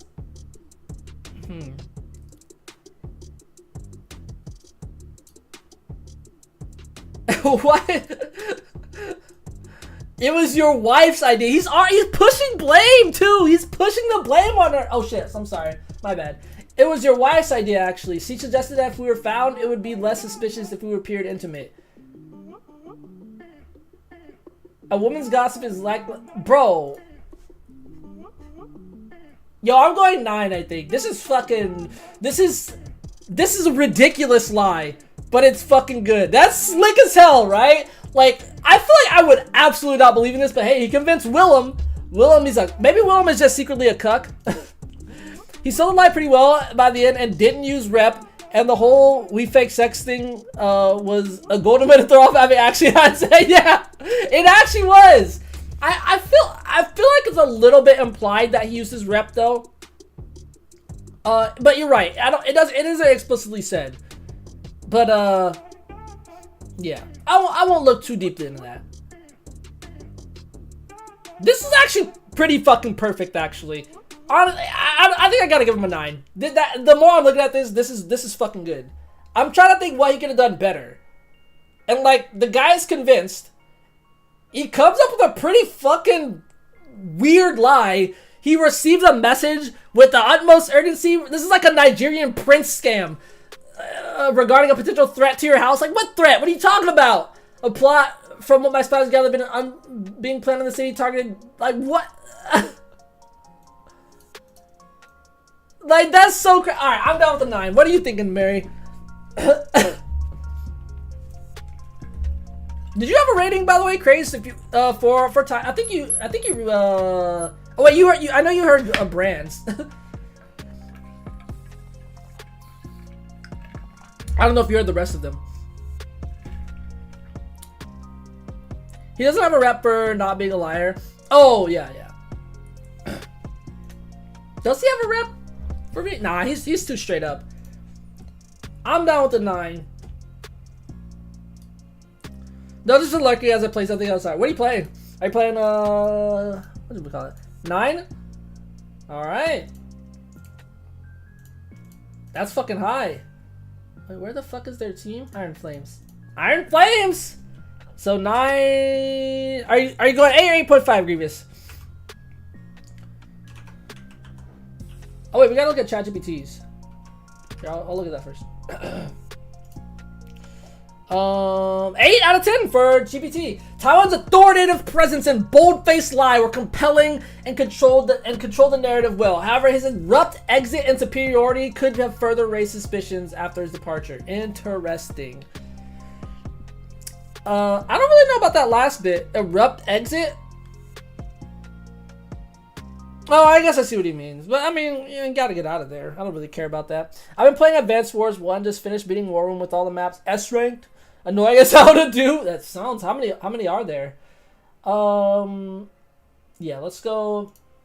Oh, sorry if you weren't seeing that. Oh, shit. I'm sorry. Hold on. Let me go back so you can read what I was reading. Yeah. So, Taiwan's authoritative presence and bold-faced lie were compelling and controlled the narrative well. I'm trying to hide, like, the next rating. However, his abrupt exit and superiority could have further raised suspicions after he left or something like that. Yeah.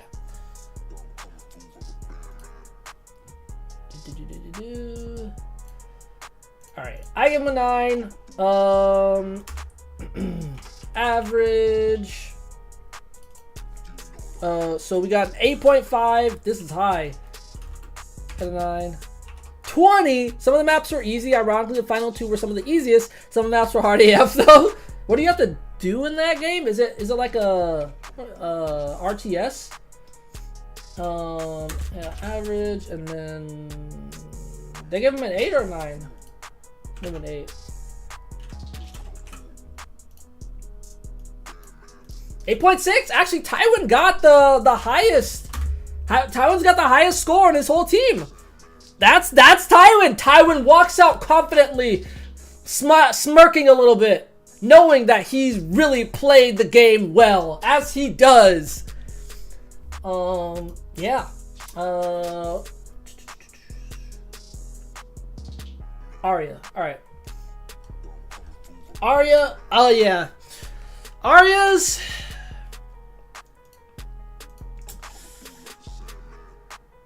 Oh, wait. I'm sorry. Oh, that's a face one. My bad. Iron Flame's pretty balanced. Iron Flames is a good fucking team. Oh yeah, the ointment thing. Oh, that was awful. Actually, that did not fucking work. Horus knowing Arya's reputation for and she leaned on reputation. Fortunately, his wife was itching. I feel like that's pure luck, pure fucking luck. Well, unless she knew. Maybe I'll give her the benefit of the doubt that maybe she knew. He's skeptical about Arya's explanation mixed with the calm sincerity of the demeanor, leaves him conflicted after 10 silences, though he is far from. Yeah, that's like a 2 unconvincing, maybe a 1. Your wife is coming to harass. She was scared and asked for advice. I used to help our macer. I kind of like that a little bit. I suggested remove her dress and fly. The same goes for me. You wouldn't. That's so fucking bad, bro. But it was a little entertaining. Maybe I'll give her a half point for that. And then she's like, "Oh, let me explain. This is not what it looks like." Like, I'm gonna give her Honestly, I think I give her like a 3 on this. This was bad. This is really bad, I think. Like at least she tried is kind of, and it was kind of fun. I'm thinking like a 3. Like it's hard to do much worse, I think. To be fair, staying clothes are bad for a lady. Okay, where?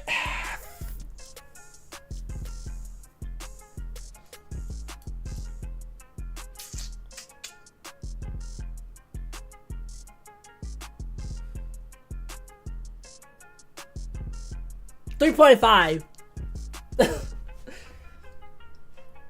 A 5? That's fair. He kind of bought it, but the rep had to sell it. I'm right on that. That makes sense. That makes sense. I didn't like it. Sorry. Turn-based strategy game. To get S rank, you have to win within a certain number of turns. Oh, okay. Having killed a certain minimum of enemy troops and losing no. Oh, okay. That does seem really fucking hard. Those teams are good, but they both struggled with this. They did! After doing really well in the last 2, yeah. Looking at a 5, you kind of bought it, but yeah. Yeah, I'm thinking... I guess that's fair. I'll be generous and give her a 3.5. Or a 4. Maybe, I don't know. Maybe it's not as bad as I think. There wasn't that much to go off of, actually, which is a little unfortunate. But he really wasn't convinced. Nah, I'm just going with the 3. Fuck it.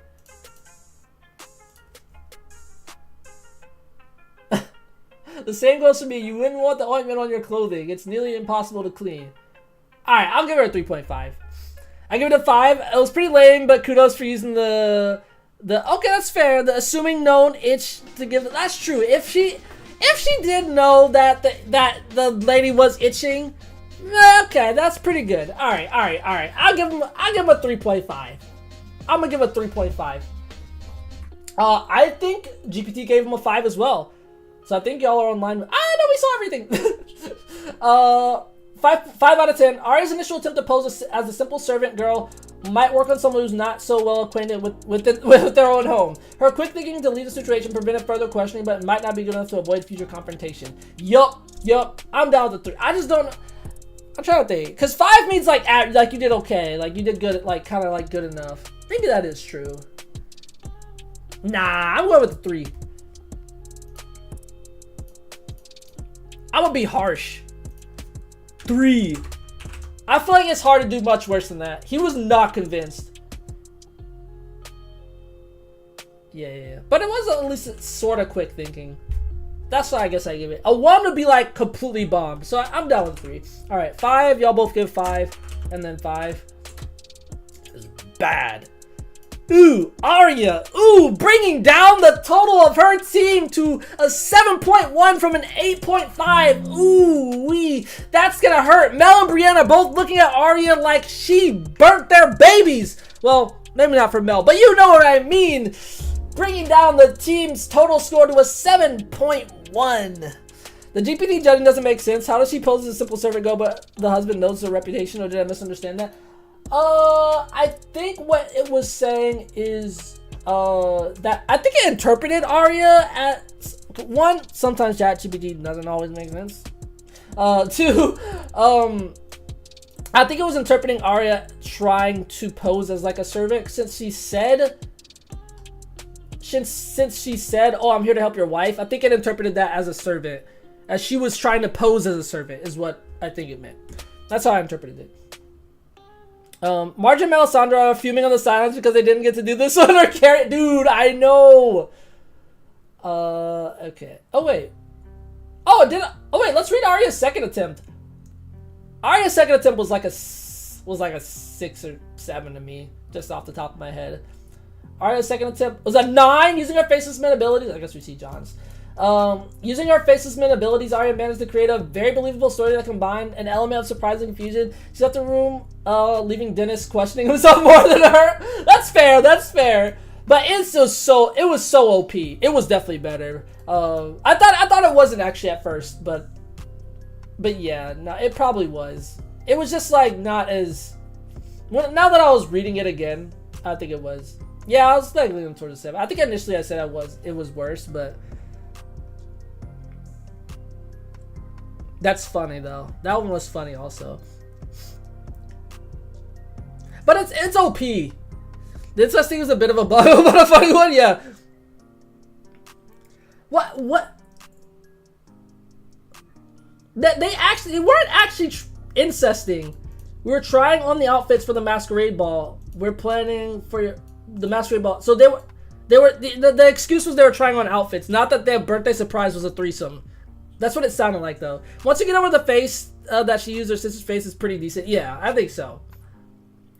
I mean, although using the sister's face may be okay, it's just weird. But isn't 3-Eyed Raven Power OP in the last one? It's a good point. Good point. It's a good point. Did he use his 3-Eyed? He didn't use his 3-Eyed Raven Power though. He used his reputation, right? Although I guess it's kind of tough. He didn't actually use his power, but he did use his reputation. That's tough. I see your point though. To be fair, for allowing 3-Eyed Raven and prophecies, well, sorry, this one's lying, but yeah. Should we allow faceless stuff? Yeah, I guess that's, I mean, he didn't, so the one thing I'll say, or the reason why I'm going to say no is because he didn't actually use his power, as far as I can tell. He just said he just lied about it. Did he? What was that? And also, like, it's kind of like an innate thing about him. This one is lying, but you were gonna allow Bran. Who is prophetic? That was different. I see your point. To be honest, I haven't thought about the balance of this a ton, but now that you're pressing me on it, I think it's fine to sometimes use your powers, sometimes not. Like if Arya was playing in the last one and she used her faceless person in the chasing competition, I would have been fine with that. I think it's kind of arbitrary. It kind of just depends on like what it is. Like what I guess it's more about what is the essence of the competition. The essence of this one is how good of a fucking liar are you. The other one was how good of a chaser. Oh, yeah, how good of a chaser? How good are you at chasing someone down and bringing them back? And the one before that, how good are you at betraying someone? I don't know. I guess it's kind of my interpretation. Because of that call, but not because Brown would have been OP, which he would have. Yeah, he would have been an auto 10, but GBT kind of wasn't having it for whatever reason. But yeah, no, I see your point. I mean, I don't know. I mean, it's hard to balance. I also predicted being another person's lying skill, to be fair. I guess it's fair. Alright, I guess you're right. Alright, you convinced me. You're right. She can. Okay, but do we use the second? Nah, but I don't know if we use the second one though. Do we go with the second one then? That's fair. I guess she can use her. Alright, yeah, alright, fuck it. Yeah, I guess she can use it. So, alright. I'm down. Should we use the second one then? You know what? Maybe we just average it. She doesn't win it if she's the second one. I'm not going over a 7. I'm kind of with you. What would you rate the second one, Mary? I don't know. Should we use this one? I might have to actually think about this. It is less bad. The ointment thing was pretty awful. I guess you're right. I guess we can let them use their powers. But like in the chasing one, I didn't let Dany use her dragons though, just because that was OP as hell. But yeah, you're right. In the fortune telling thing, that wouldn't be fair for Bran to use. Maybe that's what I would have went with. Maybe, I don't know, fuck. It's hard to judge because some things are just like innate. That's tough. I don't know which one we use. Now we have 2. Fuck.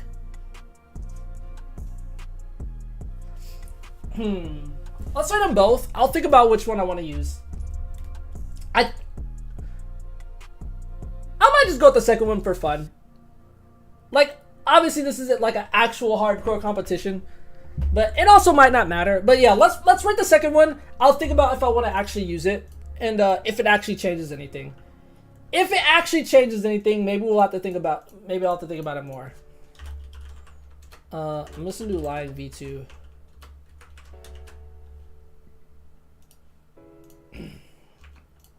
So I'm now at the 7 plus 9. Oh wait, this is gonna fuck this up though. I won't include that. I'll do it like this.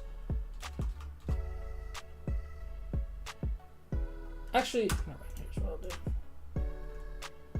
I'll just make this 0 for now. Or actually, no. Let's take that away.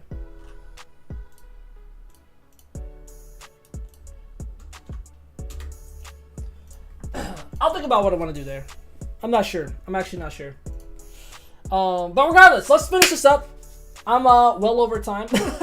Let's do John's. So we'll just start with ChatGPT's rating. Fuck it. John's was given a 6 out of 10. John's honesty or the appearance of it could potentially sway a less angry spouse, but his honor seemed to cause him to fumble with his lie. His hesitance might create doubts in the accuser's mind. Yeah, John's was not good either. He was like stuttering and stammering and stuff. She asked me to, oh yeah, he said, oh yeah, having nightmares. Harold hearing John's is initially suspicious, but given John's well-known honesty, leans on his reputation again and his wife's known susceptibility to nightmares. I guess that's a known thing. Harold's anger wanes, though he remains visibly upset. He allows John to leave without further incident, but his trust in John and his wife is notably shaken. I feel like John, this is pretty much the same as, this might be worse than Arya's actually. The Arya V1. The reason, yeah. This might actually be a 2 or 3 for me. Your wife, she was having a nightmare, terrible. She was screaming. He was like not believing this shit. 6 is probably fair.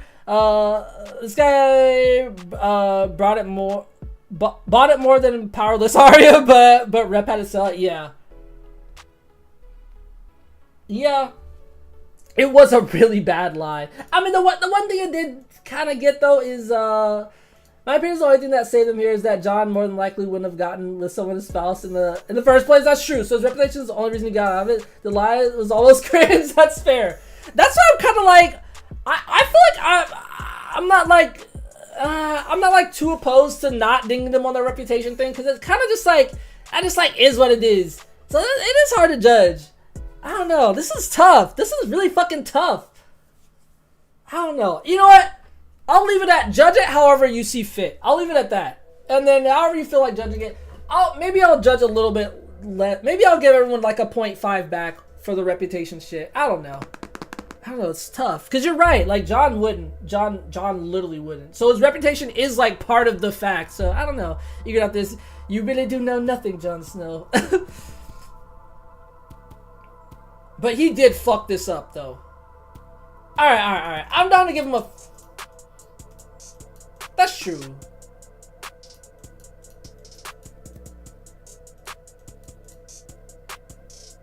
Actually, okay, wait, no. He did a little bit better than Arya. He did a little bit better than Arya here, actually. I think I'm wrong. Because Arya's was like... What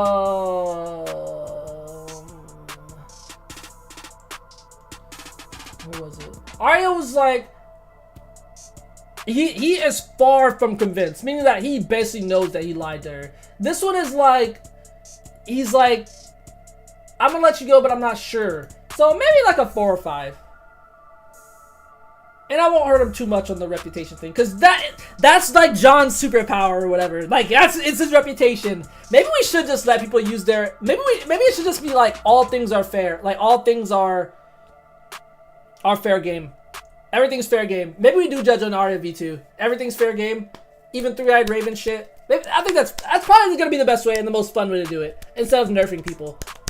But I do think the chasing one was specifically about chasing, so using a dragon or something, maybe I should have let...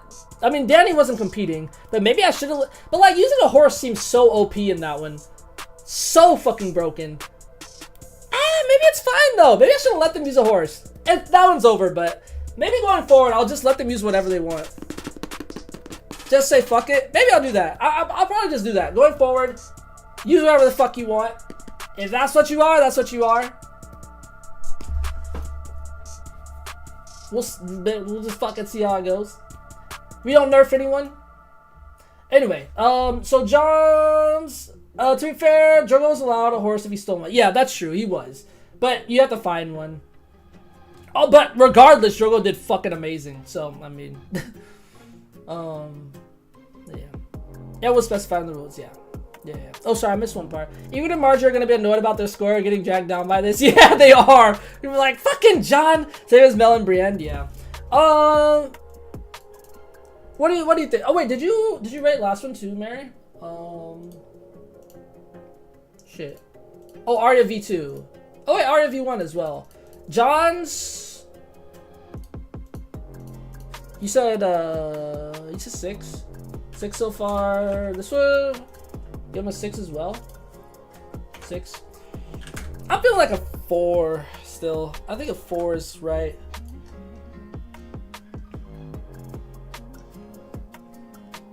This is so cringe. I removed my garments to avoid alarming anyone who might walk in. My sword, my attire, they are symbols of war. What are the cover or not? Actually, maybe it's not as bad as I think. Actually, okay, hold on. Never mind. That's actually not terrible. You know what? Fuck it. I'll give him a 5. It was doable. Am I being harsh? Fuck it. I'll give him a 5. Drops their fucking score terribly. This one was the hardest one to rate. God damn. 5 for John. Do you have one for Arya as well? If not, it's fine. I know it can be. If you don't feel like, if you're busy or whatever, it doesn't matter. I just average it all out. Oh, what the fuck? Arya V2 is a 7 from you? Okay. Let me go back to Arya. 7. So it would be a 7 instead of a 7.7 instead of a 4.3. That is a, yeah. I think we roll with V2. I actually think you're right. I think we roll with V2. 7 for Arya V2. Okay. I think we're going. Yeah. I kind of like the idea that pretty much everything's fair game. Maybe sometimes I'll constrict it a little bit, just to make it. But probably not. Yeah. Let's do everything's fair game. Arya V2. All right. That's a little bit better. I think that's also way more fitting for Arya. Like, she probably would do something like that. It was pretty cool also. Honestly, maybe I would be a little bit higher than the 7. Because I don't know. Using the faces is kind of... but that is fucking good though. I'm not gonna lie. Hold on, let me read it again. Oh shit, my bad. We're trying out the outfits. The fucking wife's sister, bro. We're trying out outfits as Rainbow. Dennis was thrown off so much. Confused but somewhat placated. He's still but he was still suspicious. Alright, maybe I'll do 7.5. Alright, I'm gonna do 7.5. Fuck it. For Arya V2. Okay. I think that's it. Let's see what we got. I'll probably get rid of this one, but I'll think about it a little bit more. So for the winner, I believe it's Tywin, right? 8.6. Wait, they both got the same actually. Brandon and Davos. Yep. All right. Tywin won by quite a big margin. And so Tywin gets the gold medal for today's lying competition. Woo! You're a fucking liar. You're a fucking liar. The crowd is chanting, liar, liar. If John was actually hitting it with the wife, that's probably how it started, knowing him. So he probably telling the truth up to a point, and he thinking he gets what he deserves. Yeah, honestly, I believe it. He was probably like, yup. Oh fuck, I'm in shit now. Yeah, Tywin's sick as hell. Tywin was good. Tywin was really good.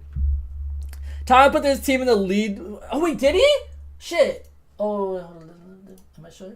8.1. Oh shit, you're right. You're right. Well, okay. Well, it's also John fucked him over. So we got a change in leadership. The fucking Iron. Wait, hold on. Oh shit, a big one. A big swing. The Iron Flames is in first. The Unseen Blade is in second. And the Winter's Road is in third now. Might have mattered with a 6.2 is in last to the Unforeseen Alliance. This team is fucked, bro. This team is so fucked. This team is so fucked. That's a balanced team. Still lead for the Winter's Rose and Hidden Blaze. Barely ahead. Yeah, they are. Oh, sorry. These are the teams again. John, you honorable piece of shit. Oh my god, dude. That's fucking crazy. Minor Matter is still boned. Minor Matter is absolutely fucked. I don't... Okay, let's just test it out. If they got a pure 10 on, like... I think we're probably going to stop at... Because this is the second stream that we've done it. I wasn't expecting to even go 2 streams. We'll probably do 1 more stream on this. And then we'll call it good. And so we'll probably do like 2, maybe 3 more. So even if they get 2 10s... 2 10s. They're at a 7.7. That's not looking good. And if we go 3, what can they get? They get to up to an 8.1 if they get 3 10s in a row. If they get 5s, if they average, they're at a 5.6. They gotta be fucking balling on these next ones. They're not looking good. Okay, sorry, that was bringing it down. My bad. So if they get like 8s, yeah, not good. Minor Matters getting fucked. This team actually has a chance still. This team still has a chance.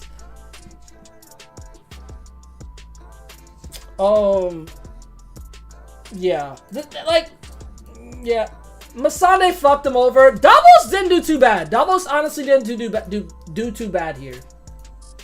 Do you know who else is on the team at this point? Wait, what do you mean? These are the teams. Sorry, it's kind of weird, but yeah. They really need hope.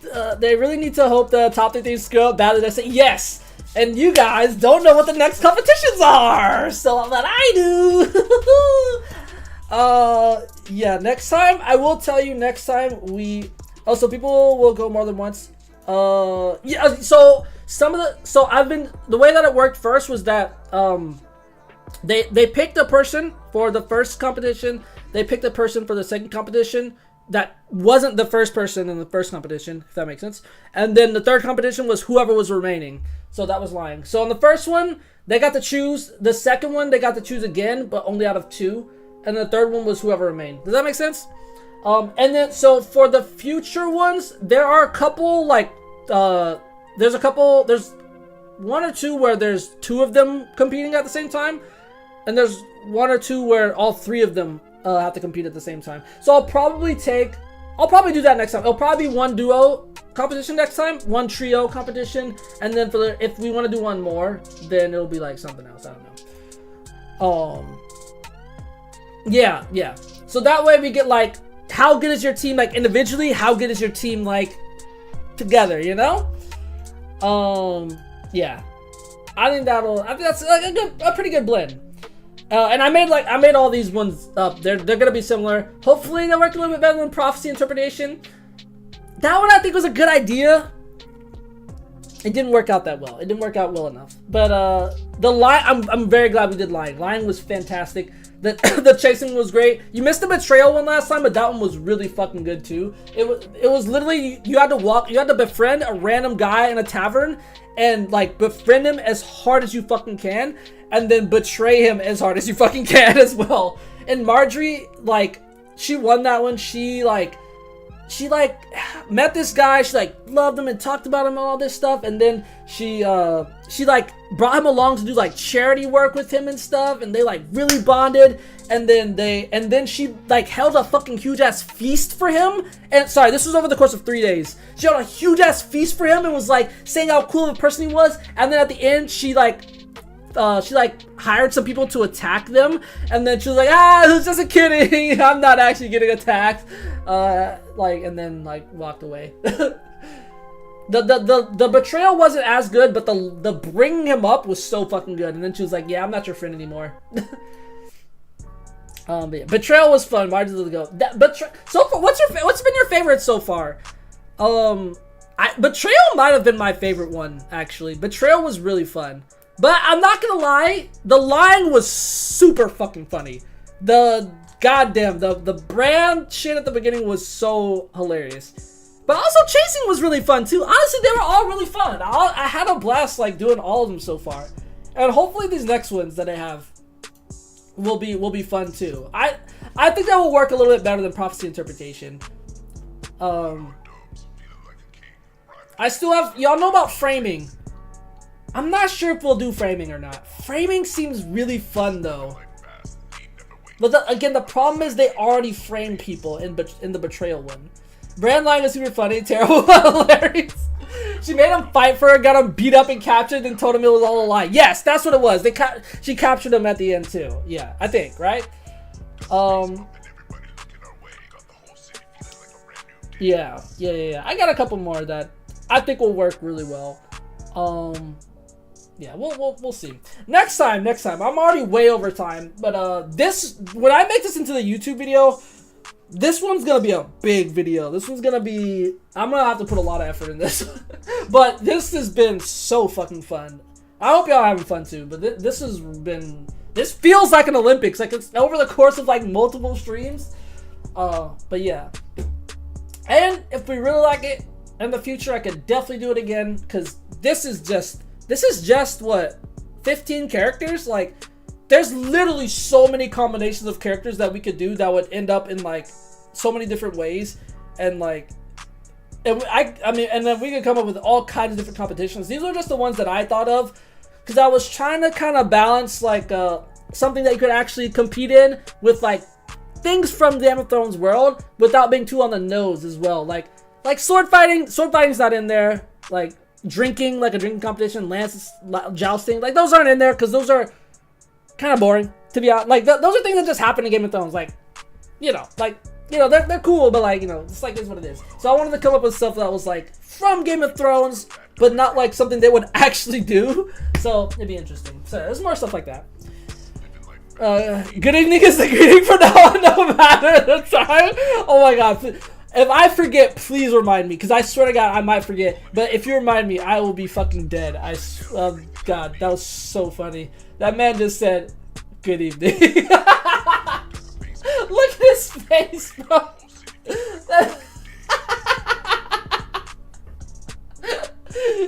Good evening. I'm just imagining his pants are down and everything, and he's just, good evening. Oh man, dude. Oh, this has been really fun. Yeah, guys, that was really fun. That was so fucking dry. Everyone else, it isn't what it looks like. Let me explain, Brad. Good evening. That's so fucking good, bro. That's so fucking funny. Yeah. I think, yeah, this has been super fun recently. Honestly, this one is like so far has been one of my favorite like weird things that I've done during stream. Like, we've had a lot of fun ones. The small council one, the fucking the dinner party one, that one was so fun too. I don't know if y'all were for this one, but the Game of Thrones company one was really fun in my opinion as well. That one, there's a video out for that one. That one was really funny. We created I'm just talking now, before I go. We created a business that with Game of Thrones characters, and they came up with a funeral business called The Mourning Watch, spelled mourning, MOURNING, like sad morning. It was so fucking funny, and they like ran a business for a couple years. The tables, the dinner party was hilarious. Ramsay and Bell, dude, that was so fucking funny. I was actually crying. Like, that shit was so fucking funny.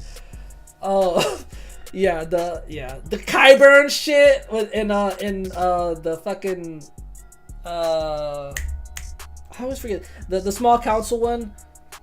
The D&D stuff, we'll probably do that one after this. That one didn't quite land as well as I kind of felt like I wanted it to, but we'll probably do one more of those, because I think there's something, I don't know, it still felt kind of fun. Them fighting the Ramsay, I'm gonna use ChatGPT for that one next time, and like Ramsay, Rob, and Mel like fighting rats, that meme that you sent, that was so fucking funny. Like, I like that. So yeah, we'll do the D&D one another time as well, and then yeah, I was like brainstorming for a bunch of other ideas too, that we could do. So I got a lot of more stuff coming.